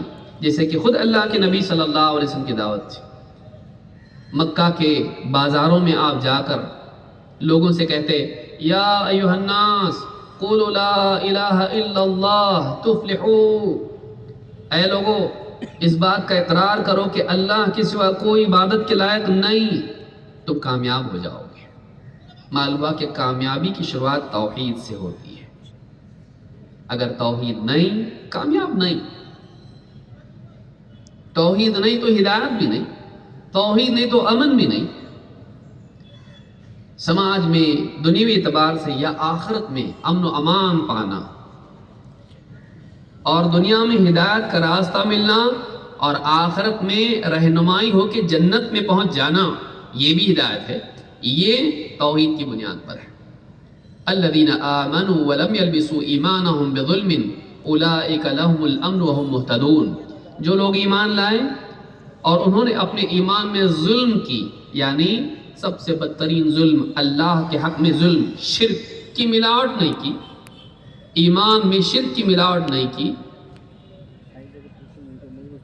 اولئک لہم الامن، یہی وہ لوگ ہیں جن کے لیے امن کا وعدہ ہے، وہم مہتدون، اور یہی لوگ اللہ کے نزدیک ہدایت یافتہ لوگ ہیں۔ تو معلوم ہوا کہ اللہ کے نزدیک ہدایت یافتہ سماج بننے کے لیے ضروری ہے کہ اس سماج میں توحید ہو۔ اللہ کے نزدیک کامیاب بننے کے لیے اور اللہ کی طرف سے کامیابی کو پانے کے لیے، اللہ کی طرف سے امن و امان پانے کے لیے ضروری ہے، دنیا اور آخرت میں امن کے لیے ضروری ہے کہ زندگی میں شرک نکلے اور توحید ہے، ایسا ایمان ہو جس میں شرک کی آمیزش نہ ہو۔ الذین آمنوا ولم یلبسوا ایمانہم بظلم اولئک لہم الامن وہم مہتدون۔ آخری وقت میں جب کہ اللہ کے نبی صلی اللہ علیہ وسلم کی وفات کا وقت تھا، آپ چہرے پر چادر ڈال لیتے تھے اور کبھی گھٹن ہوتی تھی تو چادر ہٹا دیتے تھے۔ اس وقت میں آپ کہہ رہے تھے لعنت اللہ علی الیہود والنصارى اتخذوا قبور انبیائہم مساجد، اللہ کی لعنت و یہود و نصارہ پر، انہوں نے اپنے نبیوں کی قبروں کو سجدہ بنا لیا۔ قبر پرستی، قبر پرستی، اللہ والوں کی قبروں ہی کو ان کے ساتھ وہ معاملہ کرنا جو اللہ کے لیے ہونا چاہیے۔ اولیاء کو ماننا، اللہ کے نیک بندوں کو جو ایمان و تقوی کے اعلیٰ مقام پر ہوں، ان کو ماننا، ان سے محبت کرنا، ان کا احترام کرنا لازم ہے، لیکن انہیں اللہ کے برابر مقام دینا حرام ہے۔ لیکن آج مسلمان معاشرے میں آپ دیکھیں بڑا طبقہ ہے جو نادانی کی وجہ سے، علم کے نہ ہونے کی وجہ سے ان کو وہ مقام دیے ہوئے جو اللہ کا مقام ہے، ان کے نام کی نظر و نیاز کرنا، ان کو سجدے کرنا، ان سے حاجتیں مانگنا، اولاد دے دو، شفا دے دو، بیٹی کے لیے رشتہ دے دو، کیس نہیں حل ہو رہا ہے حل کرا دو،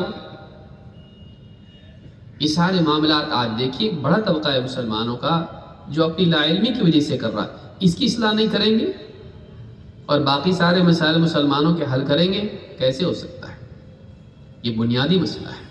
بدعات آپ دیکھیے، شادی سے لے کے جنازے تک، بچہ پیدا ہونے سے لے کے مرنے تک، کتنی ساری بدعات ہمارے سماج میں ہیں، کتنی ساری خرافات ہیں، کتنے کام ہم کرتے ہیں سنت کے مطابق۔ عام طور سے بدعات، حتیٰ کہ دعاؤں میں بھی بدعات، نمازوں میں بدعات، مساجد میں بدعات، بازاروں میں، گھروں میں بدعات۔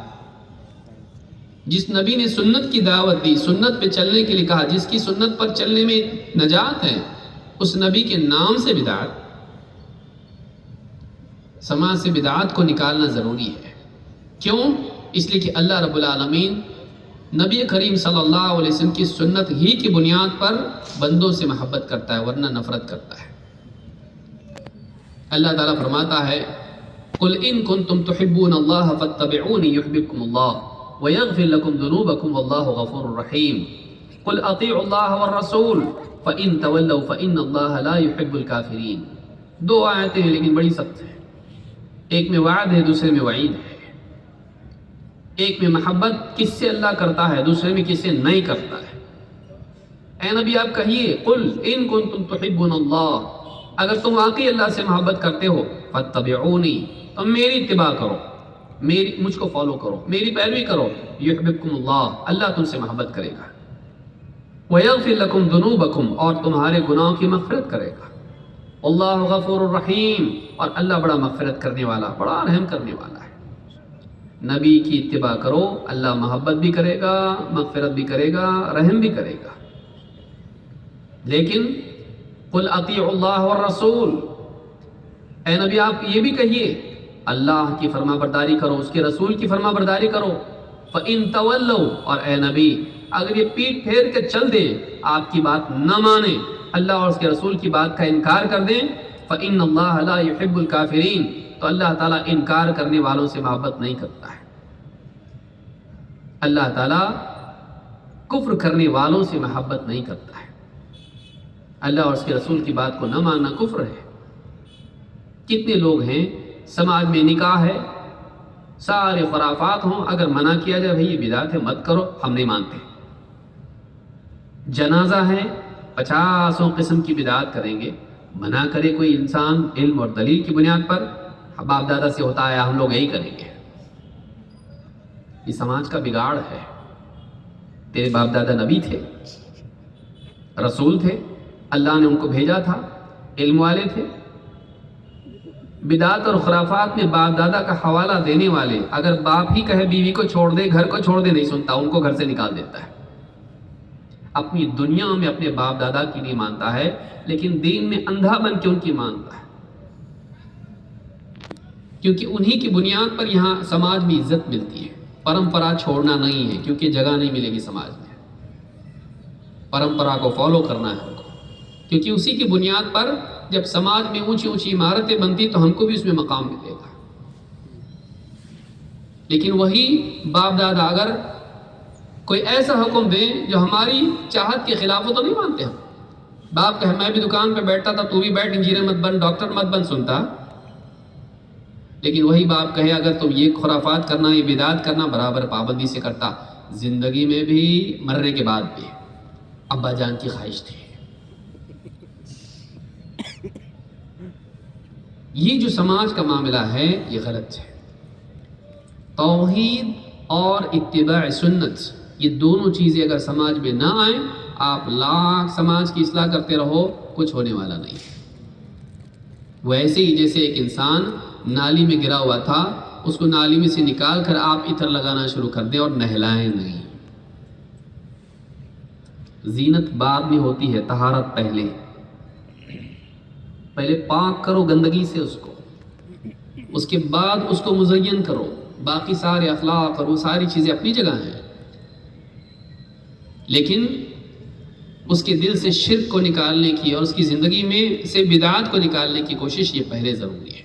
تو سماج میں یہ ہونا ضروری ہے، یہ بھی ایک بہت اہم اصول ہے۔ اسی طرح سے سماج میں، سماج کی اصلاح کرنے کے لیے، سماج کو بہتر بنانے کے لیے ضروری ہے کہ لوگوں کے اندر اللہ کا خوف اور آخرت کی فکر پیدا ہو۔ اس کے بغیر سماج بہتر نہیں بن سکتا ہے۔ جب تک کہ اللہ کا خوف نہ ہو، آدمی گناہوں سے، ظلم سے، برائیوں سے، بے حیائی سے بچتا نہیں ہے۔ جب تک کہ آخرت میں سزا کا ڈر نہ ہو، انسان دنیا میں قدرت کے باوجود بھی غلط کام کرنے سے رکتا نہیں ہے۔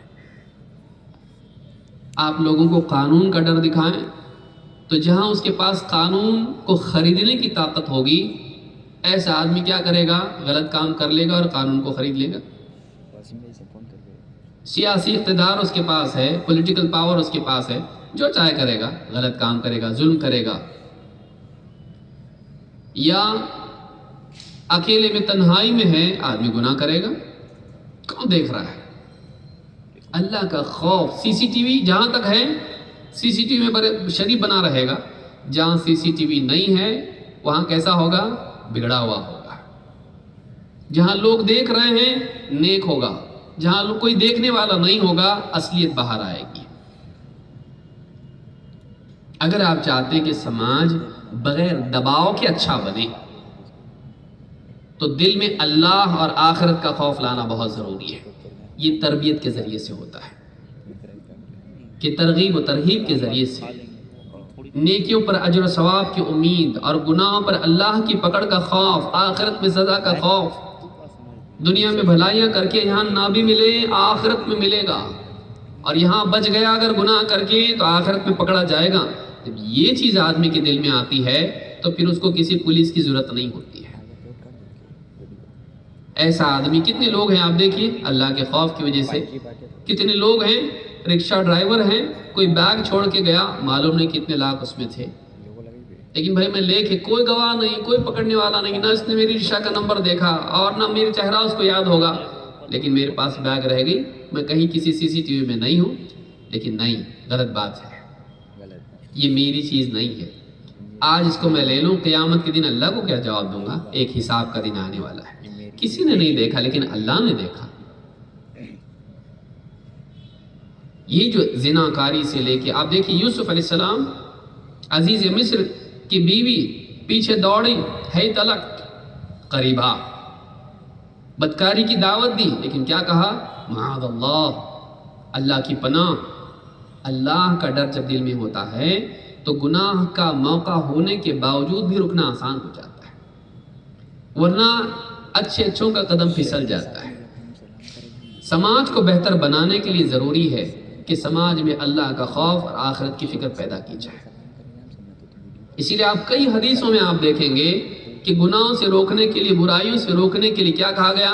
جو اللہ اور آخرت کے دن پر ایمان رکھتا ہے، من کان یؤمن باللہ والیوم الآخر فلا یؤذی جارہ، جو اللہ اور آخرت کے دن پر ایمان رکھتا ہے وہ اپنے پڑوسی کو تکلیف نہ دے، وہ اپنے پڑوسی کو نہ ستائے، پھر چاہے پڑوسی مسلمان ہو یا یہودی ہو، عیسائی ہو یا کوئی مشرک ہو، کوئی بھی ہو، جو اللہ اور آخرت پر ایمان رکھتا ہے اپنے پڑوسی کو تکلیف نہ دے۔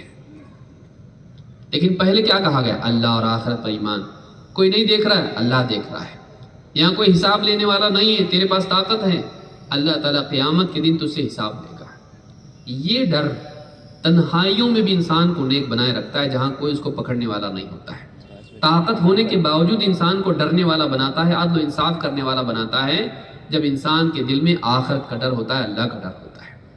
آپ سماج کو بہتر بنانا چاہتے ہیں، قانونی سسٹم اچھا کیجیے، وہ اپنی جگہ ہے، لیکن اندر کا ایک معاملہ ہوتا ہے، اس کو آپ اگر بنا لیں بہتر، تو ایسا انسان جہاں قانون کی پہنچ نہیں ہوتی ہے وہاں بھی اچھا چلے گا، کوئی نہیں دیکھنے والا ہے۔ اب دیکھیں گھروں کا حال بعض اوقات ہوتا ہے، بیوی شوہر اگر گھر میں ہے ایک دم نیک بری رہتی ہے،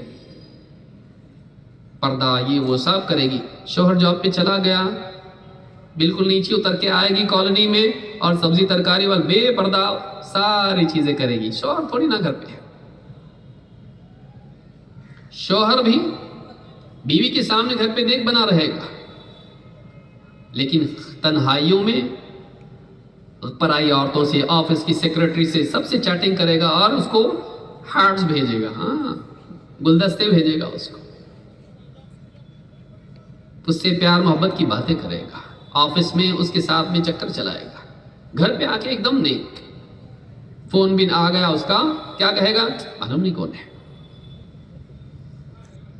یہ زندگیاں جو ہیں یہ کیوں ہو رہی ہیں؟ یہ برباد کیوں ہو رہی ہیں زندگیاں؟ گھر کیوں خراب ہو رہے ہیں؟ اللہ کا ڈر نہیں۔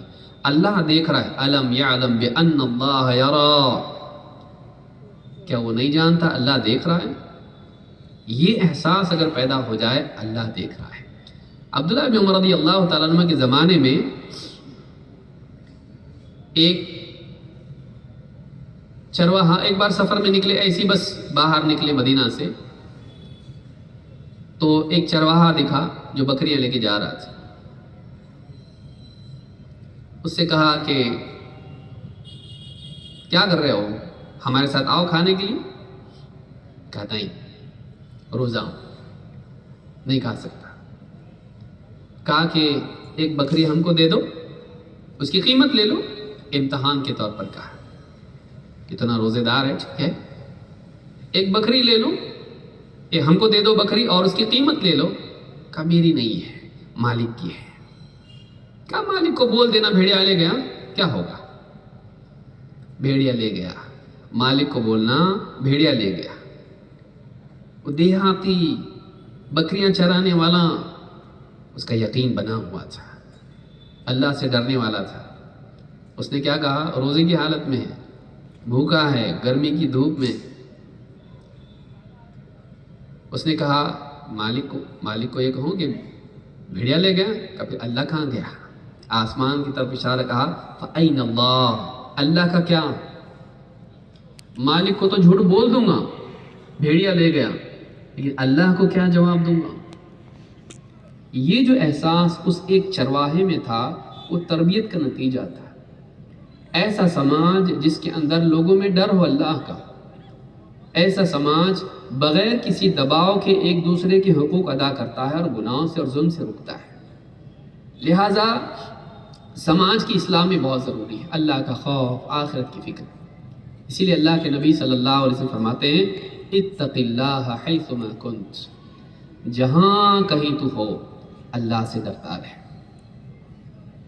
مسجد میں ہو، بازار میں ہو، گھر میں تنہائی میں ہو، جہاں کہیں ہو، رات میں ہو، دن میں ہو، سفر میں ہو، حضر میں ہو، کہیں بھی ہو. کتنے لوگ ہیں جو اپنے علاقے میں گناہ نہیں کر پاتے ہیں، پکنک پہ کہیں جا کے گناہ کر کے آتے ہیں. مال و دولت اللہ نے دی ہے، فرانس گئے، ہانگ کانگ گئے، دبئی گئے اور بہت ساری خرافات کر کے لوٹتے ہیں. کیوں؟ یہاں گواہ بنیں گے. کتنے لوگ ہیں اللہ نے مال و دولت دی ہے گناہ کرنے کے لیے. کیا یہاں اللہ اور وہاں اللہ نہیں ہے؟ یعنی یہاں اللہ دیکھ سکتا ہے، وہاں نہیں دیکھ سکتا؟ وَهُوَ مَعَكُمْ أَيْنَمَا كُنْتُمْ، تم جہاں کہیں وہ تمہارے ساتھ ہے اپنے علم کے اعتبار سے، وہ تم کو دیکھتا ہے. یہ خوف پیدا ہونا سماج کے لیے بہت ضروری ہے تاکہ سماج میں لوگ بہتر بنے. نمبر 5، سماج کو بگڑنے کے بعد سدھارنے کی کوشش کی بجائے، وہ تو اپنی جگہ ضروری ہے، لیکن سماج کے سدھار کی شروعات ہی سے کوشش کی جائے بچوں کی صحیح تربیت کے ذریعے سے. اکثر یہاں ہمارا دھیان نہیں ہوتا ہے، ہم پورے بگاڑ کو دیکھ رہے ہوتے ہیں.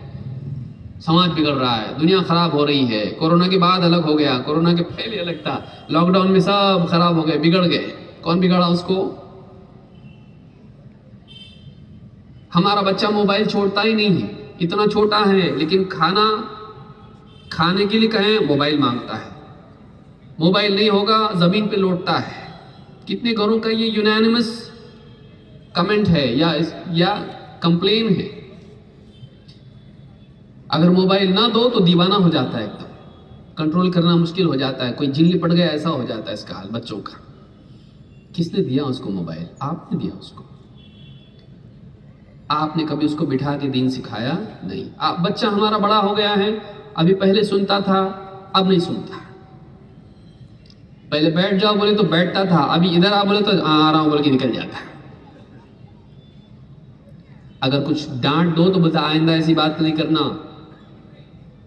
ہاتھ اٹھاؤ تو ہاتھ پکڑ لیتا ہے، کوئی کام بولو تو کہتا آپ خود کر لو. ایک بات نہیں سنتا ہے، بدتمیزی کرتا ہے، دن بھر اپنے موبائل میں لگا رہتا ہے، گھر کے کام میں کبھی ہاتھ بٹاتا نہیں ہے. بات ایسی کرتا ہے کہ ہم مالک ہیں کہ یہ سمجھ میں نہیں آتا. ایک کام کا نہیں ہے لیکن پوری حکمرانی ہم پر کرتا ہے. ڈیمانڈ کرتا ہے ہر دن، آج ایک جوتے لی تو کل دوسرے، آج ایک موبائل تو کل دوسرا موبائل، ایک کے پیچھے ایک ہمیشہ ڈیمانڈ کرتا رہتا ہے، لیکن ہماری ڈیمانڈ کبھی پوری نہیں کرتا. آپ نے اس کو اللہ والا نہیں بنایا، وہ آپ کا بنے گا. آپ اگر اس کو اللہ کا بناتے، اللہ اس کو آپ کا بناتا. آپ ہی تو ہو نا. مولوی صاحب کہتے تھے آپ کا بچہ نماز میں دکھتا نہیں ہے، آپ کا بچہ مکتب میں آتا نہیں ہے. کہاں ہے آپ کا بچہ؟ پڑھ رہا ہے. پڑھائی کا بہت لوڈ ہے نا اس کے اوپر، نیوٹن بننا ہے اس کو. اتنا پڑھائی پڑھا کے اس کو اتنا پڑھا دیا کہ اب وہ آپ کو پڑھا رہا ہے.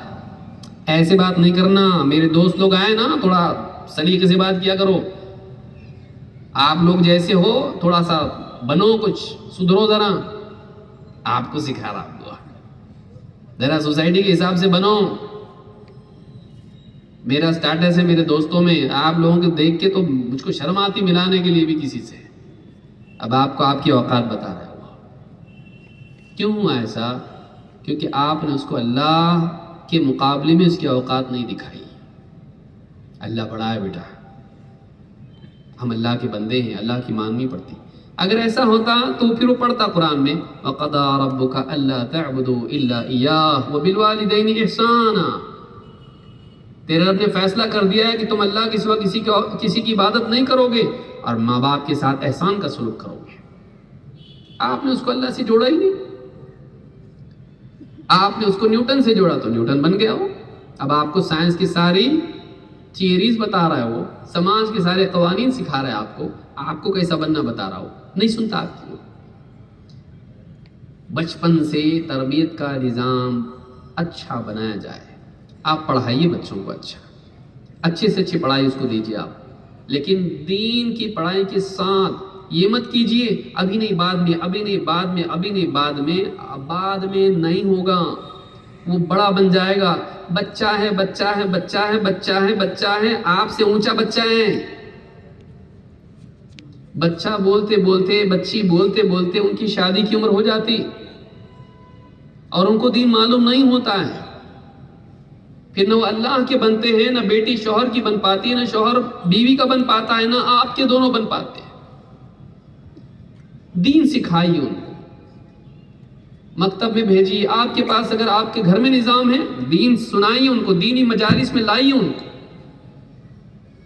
दीनी मजालिस में उनको लाइए। अल्लाह और उसके रसूल की बात वो सुनेंगे, घर में बैठिए उनके साथ में, उनसे बात कीजिए। कितने लोग ऐसे अपने औलाद से बात नहीं कर पाते हैं, इतना बड़ा डिस्टेंस उनके बीच में होता है कि वो अपनी दुनिया में होते हैं, ये अपनी दुनिया में होते हैं। वो समझ रहे हैं कि वही रुका हुआ है, वो स्टैटिक नहीं, वो डायनामिक है, वो बदल गया है। आप समझ रहे थे पिछले साल वो कोरोना में ऐसे जैसा था वैसे ही होगा, नहीं, वो अब दूसरा इंसान है।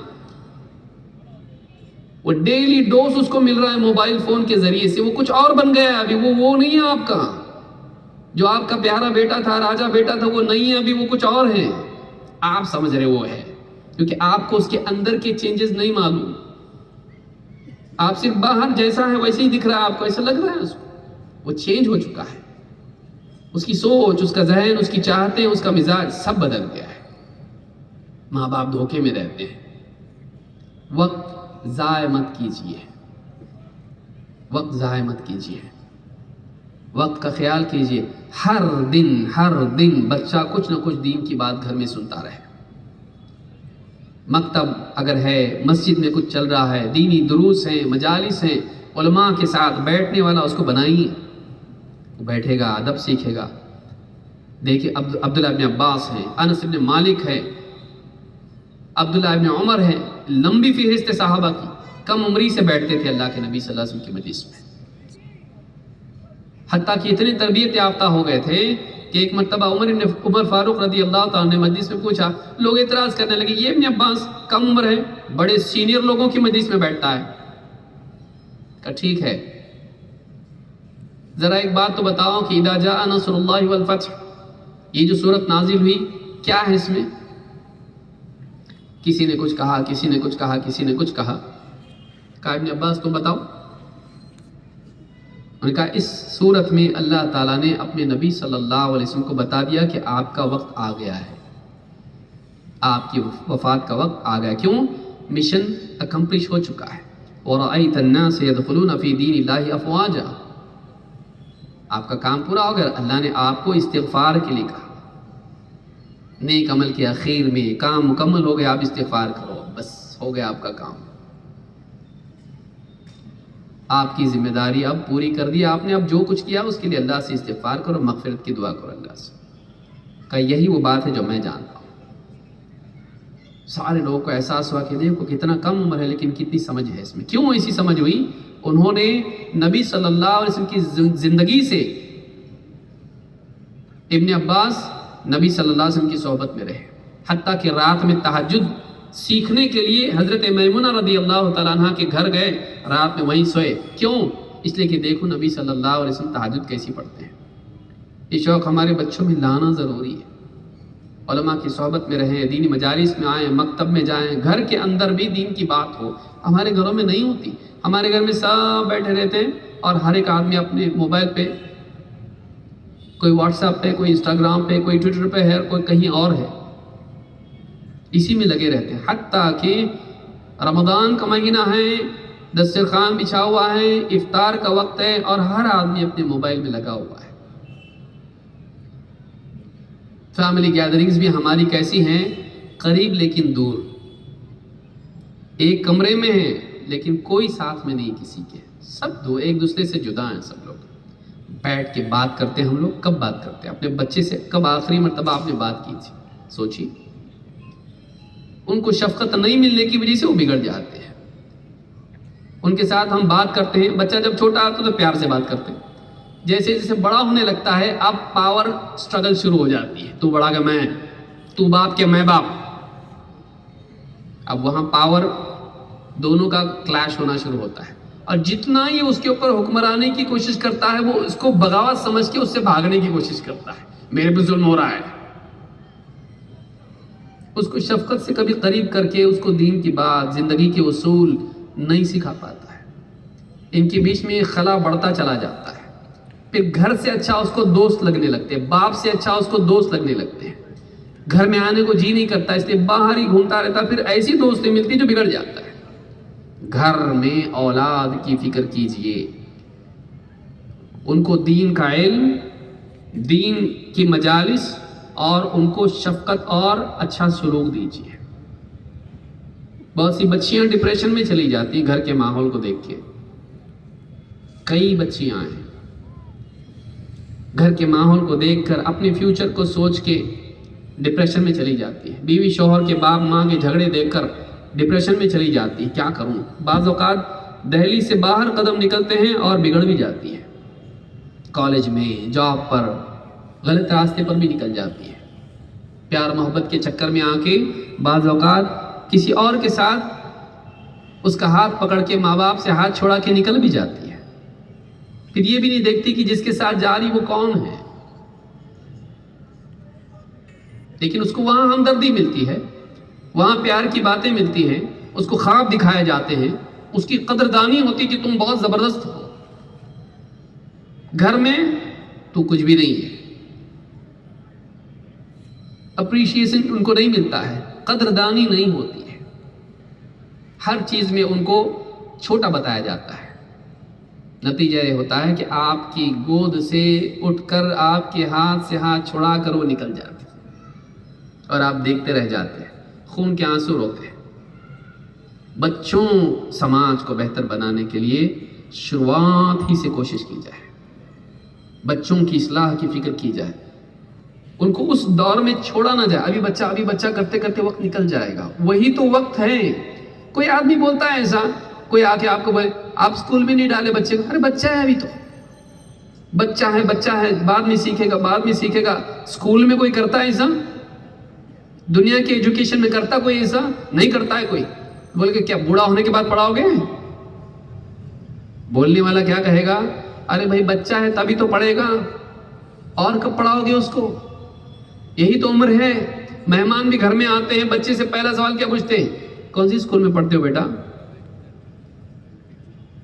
ہر آدمی یہ سمجھتا ہے ایجوکیشن، دینی ایجوکیشن کوئی ضروری نہیں ہے. دین کا علم ضروری نہیں ہے. دنیا کا ایجوکیشن لے کے وہ مشینوں کو اچھا بناتا سب، لیکن دین کے علم کے ذریعے سے وہ خود اچھا بنتا.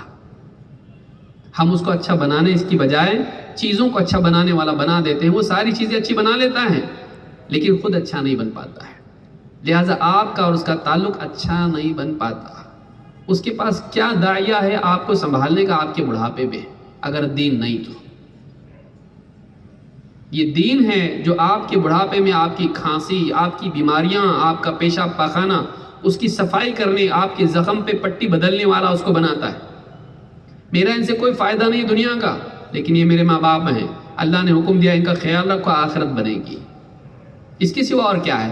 نیوٹن نے سکھایا ہے یہ چیز؟ آئنسٹائن نے سکھایا یہ چیز؟ کہاں ہے یہ دنیوی علوم میں نہیں ہے. 2+2=4 میں ہے، یہ میتھس میں ہے، یہ فزکس میں ہے، کیمسٹری میں ہے، بایولوجی میں ہے، باٹنی میں ہے، زوالوجی میں ہے. کس میں؟ کہاں ہے یہ؟ دین میں ہے، اسلام میں ہے.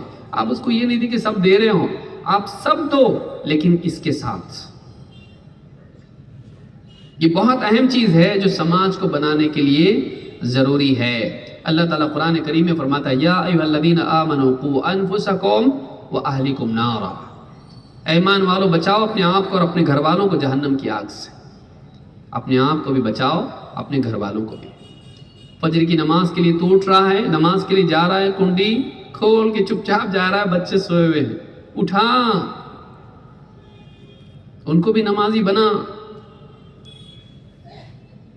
گھر میں باہر دنیا بھر کی ہوٹلوں میں ادھر ادھر بیٹھ کے دین کی باتیں، امت کی، قوم کی، سارے لیکچر ختم، گھر میں آ کے بچوں سے کبھی کچھ بات نہیں دین کی. واٹس ایپ پہ دنیا بھر کی دینی بحثیں، اولاد کے ساتھ کبھی بات نہیں، بیوی کے ساتھ کبھی بات نہیں. اس کا نتیجہ یہ ہے کہ سماج میں صرف باتیں ہو رہی ہیں، لیکن زندگیاں صحیح نہیں ہو پا رہی ہیں. ہم ایک جھوٹی زندگی جی رہے ہیں. واقعی اپنے گھر کی فکر کریں. کیوں؟ اس لیے کہ ہم سے پوچھا جائے گا. کلکم راع وکلکم مسئول عن رعیتہ. تم میں سے ہر ایک چرواہا ہے، اس کے ماتحتوں کے بارے میں اس سے پوچھا جائے گا. سرپرست ہے، اس کے ماتحتوں کے بارے میں پوچھا جائے گا اس سے. اللہ کے نبی صلی اللہ علیہ وسلم فرماتے ہیں کل انسان تلدہ امہ علی الفطرہ. ہر انسان کو اس کی ماں فطرت پر جنم دیتی ہے، وہ نیچرلی مسلم ہوتا ہے، بائی ڈیفالٹ اس میں ماننے کا مزاج ہوتا ہے. لیکن بگاڑ کہاں سے آتا ہے؟ وہ ابواہ بعد یہودانہ وینصرانہ ویمجسانہ. لیکن بعد میں اس کے ماں باپ اس کو یہودی یا نصرانی یا مجوسی شرک کرنے والا بنا دیتے ہیں. فَإِن كَانَا مُسْلِمَيْنِ فَمُسْلِمْ. اگر ماں باپ مسلمان ہوں سچے معنوں میں تو اپنی اولاد کو بھی مسلمان بناتے ہیں. اپنے گھر کو، بچے کے بننے بگڑنے میں ماں باپ کا دخل ہوتا ہے، ان کے اخلاق و کردار کا، ان کی گفتار کا، ان کی تعلیم و تربیت کا. تو اگر ہم چاہتے ہیں کہ سماج اچھا بنے، بچوں کو مت بھولیے، ان کو مت چھوڑیے ان کے حال پر. پودے کا پیڑ بن جائے گا مشکل ہو جائے گا، آپ کی کنٹرول میں وہ پھر نہیں رہے گا. جب تک آپ کی گود میں ہے، جب تک آپ کی تربیت میں ہے، جب تک آپ کی بات کو سنتا ہے، اس کو رب کی بات سنائیے، اس کو رسول اکرم صلی اللہ علیہ وسلم کی بات سنائیے. کل کو جب بڑا ہو جائے گا آپ کی نہیں سنے گا وہ. اگر آج اس کو سنائے تو کل سنے گا، ورنہ کل نہیں سنے گا آپ کی بات. اور یہی حال ہو رہا ہے آج. تربیت کیجیے اور ان کو اللہ سے جوڑیے اور اپنے سے جوڑیے. ان کو اپنا بھی رب تعلق ان سے صحیح کیجیے. اللہ کے نبی صلی اللہ علیہ وسلم کے بارے میں انس بن مالک کہتے ہیں کانا رسول اللہ صلی اللہ علیہ وسلم رحیما بالعیال. اللہ کے رسول صلی اللہ علیہ وسلم اپنے گھر والوں کے ساتھ بڑا رحم کا سلوک کرنے والے تھے. آج ہمارے گھروں سے رحم نکلتا جا رہا ہے. ایک دوسرے پر رحم کرنا، ایک دوسرے کے ساتھ میٹھی بات کرنا، شفقت سے بات کرنا ختم ہوتا جا رہا ہے. یا تو ہم اتنے نرم ہو جائیں گے کہ غلط کو بھی برداشت کر لیں گے، یا اتنے سخت ہو جائیں گے کہ دین سے نفرت پیدا کر لیں گے اپنی سختی کی وجہ سے. ہر چیز پر پٹائی کریں گے. درمیانی راستہ اپنائیے. بچوں کی تربیت کیجیے، یہ بہت ضروری ہے، جس میں نوجوان بھی آتے ہیں. نمبر 6، خواتین کی تربیت کا خاص انتظام ہونا چاہیے. رمضان کے مہینے میں سب سے زیادہ محروم عموماً گھروں میں خواتین ہوتی ہیں. وہ بھٹیارن بن کے رہ جاتی ہے. بس ڈسکس گھر میں ہوتا ہے تو کیا ہوتا ہے؟ سحری میں کیا کھائیں گے؟ اچھا یہ کھائیں گے. افطار میں کیا کھائیں گے؟ اچھا پوسٹ افطار کے بعد کیا کھائیں گے؟ وہ اس کا پورا رمضان صبح سے لے کے شام تک اسی میں چلا جاتا. اس کا کچن میں ہی پوری زندگی، رمضان کا پورا مہینہ کچن میں چلا جاتا ہے. خصوصاً اگر فیملی بڑی ہو تو اس کی پریشانی کی کوئی حد نہیں. وہ رات ہی سے تیاری کرنے لگتی ہے، فریج میں یہ رکھنا ہے، فلاں چیز کو میرینیٹ کرنا ہے اور فلاں چیز کو ایسا کرنا ہے. اس کے دماغ میں یہی چلتا رہتا ہے. پھر صبح میں سحری کرنے کے بعد سے پھر اسی میں لگی رہتی ہے. سحری کے بعد برتن دھونے سے لے کے ساری چیزیں، وہ پورا کھایا پیا آپ صفائی کرو. پھر اس کے بعد ایسی تھک جاتی ہے کہ تراویح بھی ٹھیک سے پڑھ نہیں پاتی. 5 نمازیں پڑھ لے کسی طرح سے بہت بڑی بات. ہم اپنے گھروں میں باہر سے آتے ہیں، بیوی سے پہلا سوال کیا پوچھتا ہے؟ کیا بنا ہے کھانا گھر میں؟ گھر میں کھانا کیا بنا ہے؟ باہر جا رہے ہیں، کپڑے تیار ہیں، پریس کر کے تیار ہیں، سب دھل کے تیار ہیں، جوتے دھلے ہوئے ہیں، کپڑے دھلے ہوئے ہیں. آفس سے فون کریں گے، آج میں کچھ کلیگس کو لے کے آ رہا ہوں، ذرا ایسا ٹھیک ٹھاک رکھو گھر کو، اچھا بنانا، کچھ کھانا وانا اچھا بنانا، خوش ہونا چاہیے، باس بھی آ رہا. وہ بیچاری اسی میں رہتی ہے. کبھی بیٹھ کے اس کو پوچھتا رہی ہے. گھر میں آتے ہی پہلا سوال یہ تھا نماز وغیرہ سب ٹھیک ٹھاک ہو گیا, تلاوت ہو گئی, صبح شام کے اذکار ہو رہے ہیں برابر. یہ پوچھے گا تو بیوی معلوم ہے اس کا جواب کیا دے گی, آپ موقع دیتے ہو. اس ڈر کی وجہ سے کبھی اس کے ساتھ دین کی بات کرتا ہی نہیں, کبھی اس کا جائزہ لیتا ہی نہیں ہے. کبھی بیٹھ کے بیوی سے سورہ فاتحہ سنا, شادی ہونے سے لے کے اب تک کی بات کر رہا ہوں میں, چلو سورہ فاتحہ سنا دو. اس کو خود ٹھیک سے نہیں آتا تو اس سے کیا پوچھے گا, غلطی کی نہیں کی معلوم کیسے پڑے گا. غیر حافظ اگر کسی سے سنے تو اس کو کیسے معلوم کون سی آیت چھوڑ دیا. کبھی دین کی بات بیوی سے نہیں, کبھی اس کو دین کی ترغیب نہیں, بلکہ بعض اوقات دینی مجالس میں بھی اس کو جانے نہیں دیتا, کیونکہ گھر میں کام کاج اتنا ہوتا ہے, اس کی پوری زندگی اس کی چاہتیں پوری کرنے میں چلی جاتی ہے. خواتین کے لیے مساجد بھی آپ دیکھیے, بدقسمتی سے مسلمانوں کا حال, عورتیں مسجد میں نہیں آتی ہیں. حرمین میں آتی ہیں عورتیں, جو مرکزی مساجد ہیں مسلمانوں کی, لیکن کتنے علاقے جہاں پر مسجد عورتیں مسجد میں نہیں آ سکتی, فتنہ ہو جائے گا. اچھی بات ہے, بازار میں نہیں ہوگا, درگاہوں پہ نہیں ہوگا, مالز میں نہیں ہوگا, راستوں پہ نہیں ہوتا فتنہ بھائی, خالی مسجدوں میں فتنہ ہوتا ہے. چاہے کتنا ہی الگ سیپریٹ ان کے لیے انتظام ہو, کوئی درگاہوں پہ جا سکتی, وہاں فتنہ نہیں ہوتا ہے, لیکن مسجد میں نہیں آ سکتی. آپ سوچئے, دعوتوں میں بے پردہ ہو کے جا سکتی, جہاں مرد اور عورت مل جل کے کھاتے پیتے ہیں, بوفے سسٹم میں جا سکتی وہ, لیکن وہ اکیلے سیپریشن کے ساتھ والی مسجد میں نہیں جا سکتی. مسجد عورت کے لیے نہیں ہے.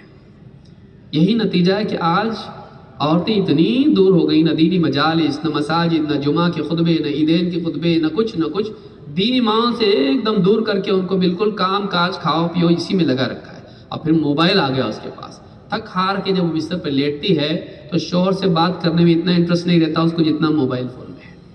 ان سے بات کر کے فائدہ کیا ہے؟ اور 2-4 الٹی سیدھی بات کر دیں گے, 2-4 کام دے دیں گے, کچھ ان سے بات کر کے فائدہ نہیں ہے. ہاں مطلب کی بات ان سے کی جا سکتی, کیا چاہیے, باقی اور ان سے کچھ انٹلیکچوئل پہ ان سے کچھ بات ہی نہیں ہو سکتی ہے, کیونکہ جب بھی وہ آواز دے گی کیا ہے, ہاں شارٹ میں بولو, اتنا لمبا مت کرو, ذرا شارٹ میں بولو, میں بزی ہوں. یہ حال ہمارے گھروں کا ہو چکا ہے, یہ حال ہمارے معاشرے کا ہو چکا ہے. پھر وہ عورتیں زیورات میں, کپڑوں میں, اسی میں اپنی کمپٹیٹر سے پوری زندگی بھر اسی میں میچ اور اسی میں دوڑ اور ہوڑ میں لگی رہتی ہیں. یہی ان کی زندگی بن کے رہ جاتی ہے. دین معلوم نہیں ہوتا ہے, اسی حال میں بیچاری وہ مر جاتی ہے, اسی حال میں مر جاتی ہے. کوئی اس کی طرف سے قرآن خوانی کر کے, کوئی اس کی طرف سے مدرسے میں صدقہ دے کے, کوئی مسجد میں تعاون کر کے سوچتا ہے کہ چلو اس کی نجات ہو جائے گی. جب تک جیتی رہی اس کو قرآن کوئی پڑھاتا نہیں ہے, مرنے کے بعد اس کے نام کی قرآن خوانی کرتے ہیں. اس کی طرف سے دوسرے قرآن خوانی کرتے ہیں, لیکن اس کو کبھی قرآن خوانی, اس کو قرآن پڑھنے والا کبھی بناتا نہیں ہے. عورت اس کے لیے ہے, اس کی اپنی زندگی ہے, وہ کتنی امپورٹنٹ ہے سماج میں. اللہ نے بچے کو اس کے پیٹ میں دیا, اس کے پیٹ میں رکھا, اور بچے کو اس کی گود میں رکھا, اس کی غذا اس کے پاس رکھی. اتنا امپورٹنٹ اس کو یعنی اللہ نے مقام دیا ہے.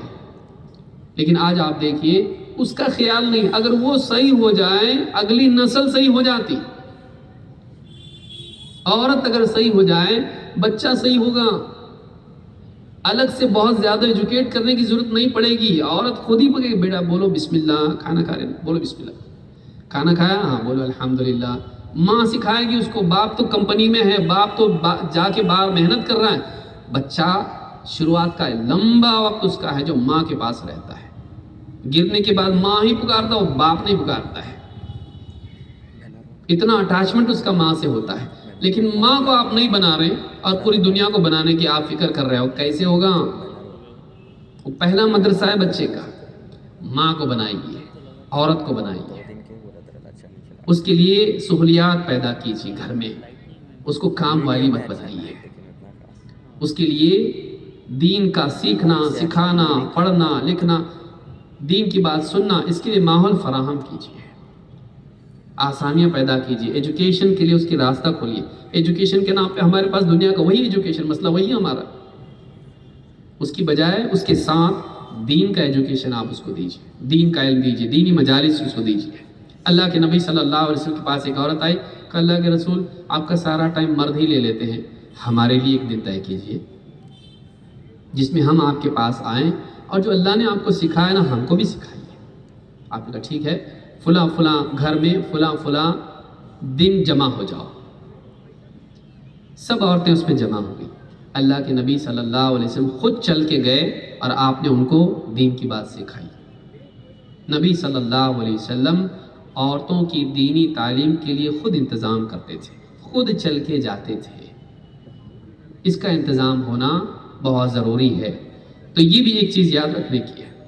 اسی طرح سے منکرات کی اصلاح میں جو سماج میں برائیاں پھیلتی ہیں ان کو روکنا بھی ضروری ہے۔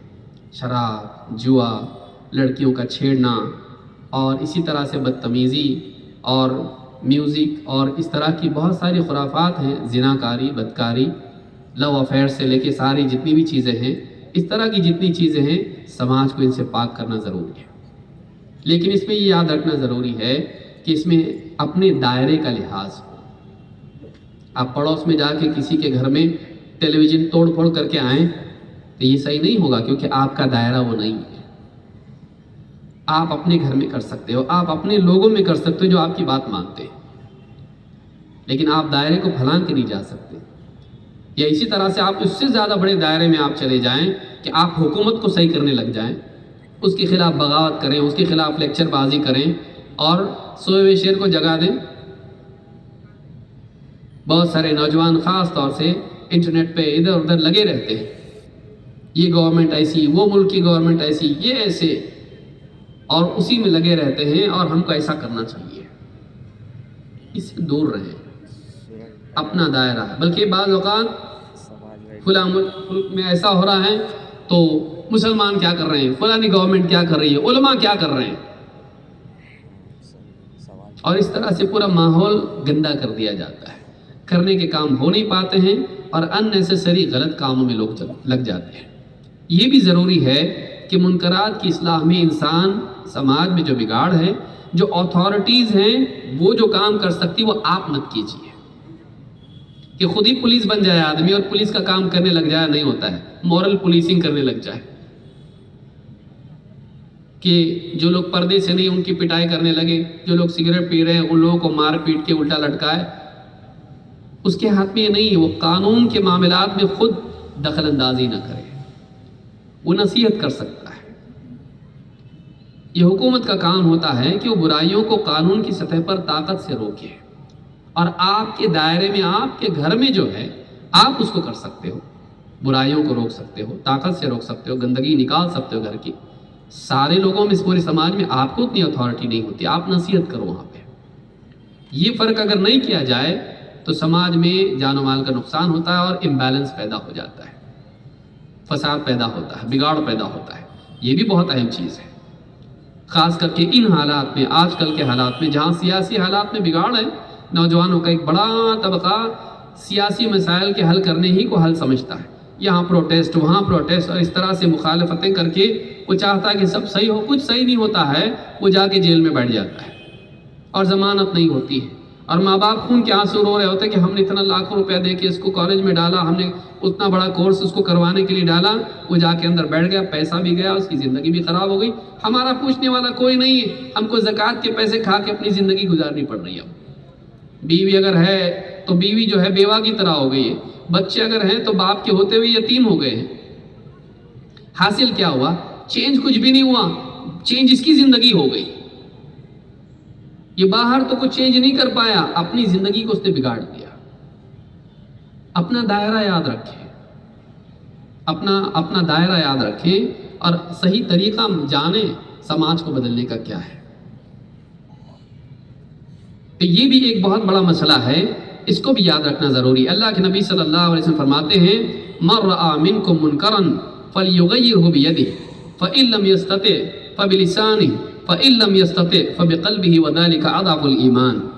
جو کسی برائی کو ہوتا دیکھے وہ اپنے ہاتھ سے اس کو بدلنے کی کوشش کرے، روکنے کی کوشش کرے۔ اگر اس کی طاقت نہیں ہے تو زبان سے روکے، اگر اس کی طاقت نہیں ہے تو دل سے اس کو روکنے کی کوشش کریں، یعنی دل سے اس کو برا جانے، اور یہ کم تر درجہ ایمان کا۔ معلوم ہے کہ صرف ہاتھ سے نہیں، زبان سے بھی روکا جا سکتا ہے۔ جہاں آپ کی اتھارٹی نہیں ہے، آپ نصیحت کیجئے، ایجوکیٹ کیجئے لوگوں کو، کاؤنسل کیجئے لوگوں کو۔ اور اگر وہ بھی نہیں کر سکتے، کبھی ایسا بھی ہو سکتا ہے کہ آپ بول بھی نہیں سکتے اس لیے کہ فتنہ ہوگا، فساد ہوگا، تو کم سے کم اپنے دل کو اس کے ساتھ راضی مت ہونے دیجئے، برائی کو برائی سمجھتے رہیے، دل میں اس کے لیے ناراضگی، نفرت رکھیے اس برائی کے لیے۔ لیکن یہاں یہ یاد رکھنا ہے کہ ہمیشہ ہاتھ سے روکا نہیں جاتا ہے۔ اسی لیے اللہ کے نبی صلی اللہ علیہ وسلم نے فرمایا، حضرت حذیفہ رضی اللہ عنہ کہتے ہیں، اللہ کے رسول صلی اللہ علیہ وسلم نے فرمایا، لا ينبغی للمؤمن ان یذل نفسہ، کسی مومن کے لیے مناسب نہیں ہے کہ وہ اپنے آپ کو ذلیل کرے، کسی مومن کے لیے مناسب نہیں کہ وہ اپنے آپ کو ذلیل کرے۔ قالوا وکیف یذل نفسہ، وکیف یذل نفسہ، اللہ کے رسول ایک مومن اپنے آپ کو کیسے ذلیل کرے گا، کیسے اپنے آپ کو ہیوملیٹ کرے گا؟ آپ نے فرمایا، یتعرض من البلاء لما لا یطیق، وہ ایسی بلا سے نپٹنے کے لیے کھڑا ہو جائے جس سے نمٹنے کی اس میں طاقت نہ ہو، وہ ایسے ایشوز کو حل کرنے کے لیے کھڑا ہو جائے جو اس کے بس سے باہر ہوں، وہ ایسی چیزوں سے ٹکراؤ اپنا لے کہ جن سے ٹکرا کر اس کو نقصان ہوگا، فائدہ نہیں ہونے والا ہے۔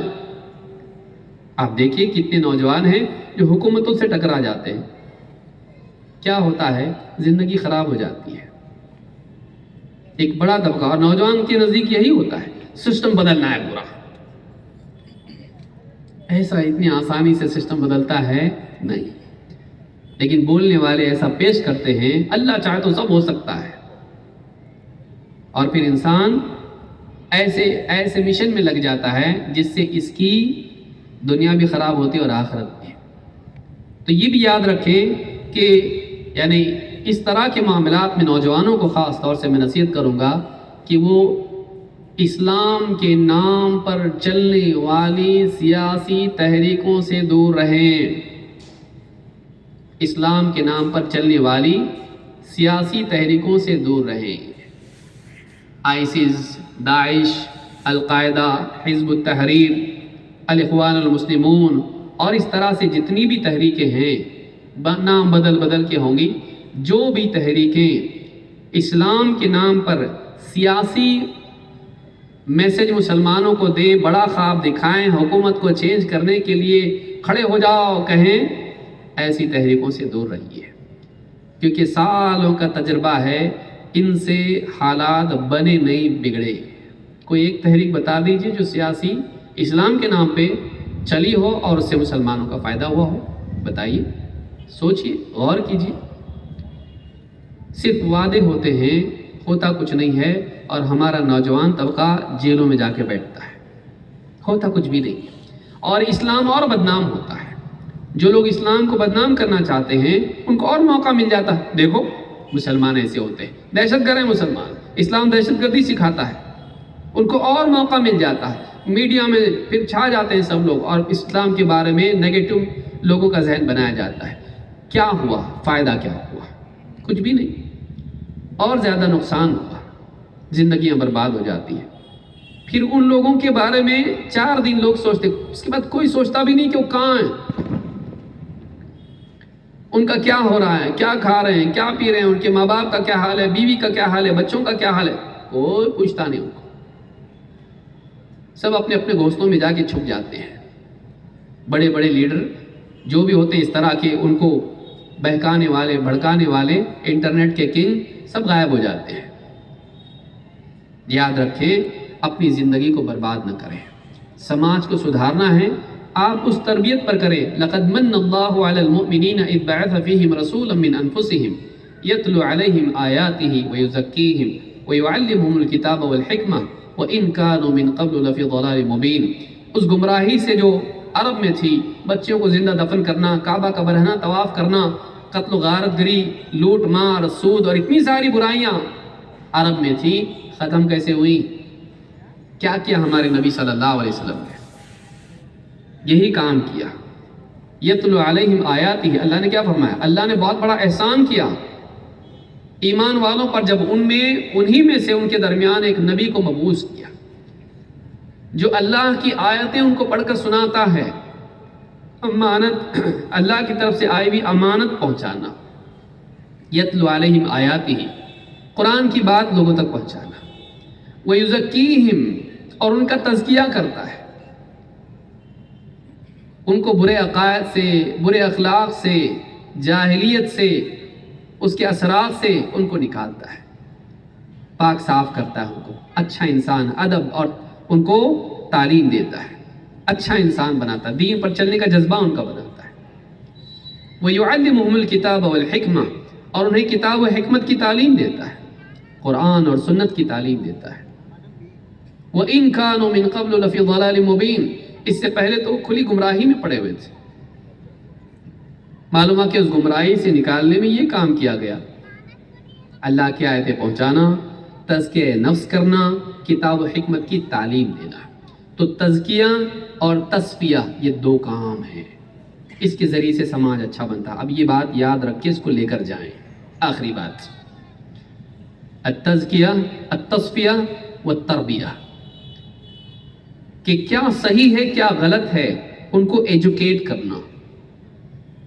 وَيُعَلِّمُهُمُ الْكِتَابَ وَالْحِكْمَةَ، کتاب و حکمت کی تعلیم کے ذریعے سے، قرآن و سنت کے دلائل کے ذریعے سے، ان کو فنڈامنٹلز ان کے کلیئر ہو، پرنسپلز ان کو معلوم ہو، دین کیا ہے اور کیا نہیں ہے، کون سی حدیث صحیح ہے کون سی حدیث ضعیف ہے، کیا سنت ہے کیا بدعت ہے، کیا شرک ہے کیا توحید ہے، ان کو معلوم ہو، کیا غلط ہے کیا حلال ہے کیا حرام ہے، کیا جائز ہے کیا منع ہے، یہ ان کو معلوم ہو، ان کو ایجوکیٹ کیا جائے، ڈیٹا ان کو صحیح ملے، معلومات ان کی صحیح ہو۔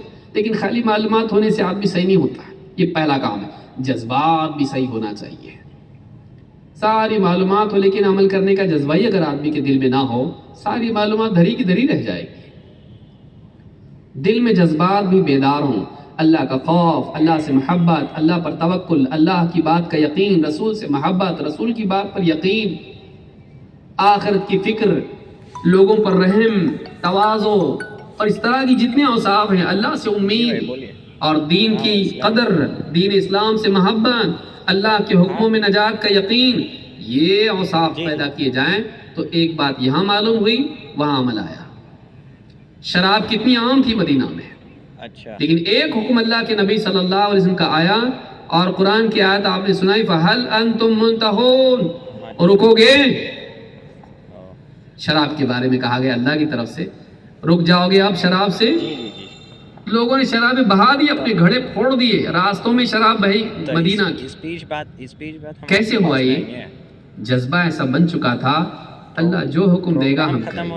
وہ جذبہ اگر نہ ہو تو پھر یہود کی طرح ہوگا، سمعنا وعصینا، سمعنا وعصینا، ہم نے سنا لیکن ہم ماننے کے نہیں، ماننے کے نہیں، ہم ماننے کا مزاج نہ ہو، علم کس فائدے کا؟ ڈاکٹر کے پاس آدمی جائے، سب سنا میں آپ کی دوا لیکن کھاؤں گا نہیں، اچھا کیسے ہوگا؟ اگر ماننے کا جذبہ نہ ہو، پرہیز نہ کرے، ڈاکٹر کا نہ سنے، تو شوگر صحیح کیسی ہوگی تیری؟ کنٹرول میں کیسے آئے گی؟ سنتا تو سب کچھ ہے لیکن کھاتا پھر میٹھا میٹھا ہے، تو تیری شوگر کیسی کنٹرول ہوگی؟ وہ مزاج اگر نہیں آیا، سننا چاہیے، ماننا بھی چاہیے۔ وہ مزاج اگر بنے گا تو سماج صحیح بنتا ہے۔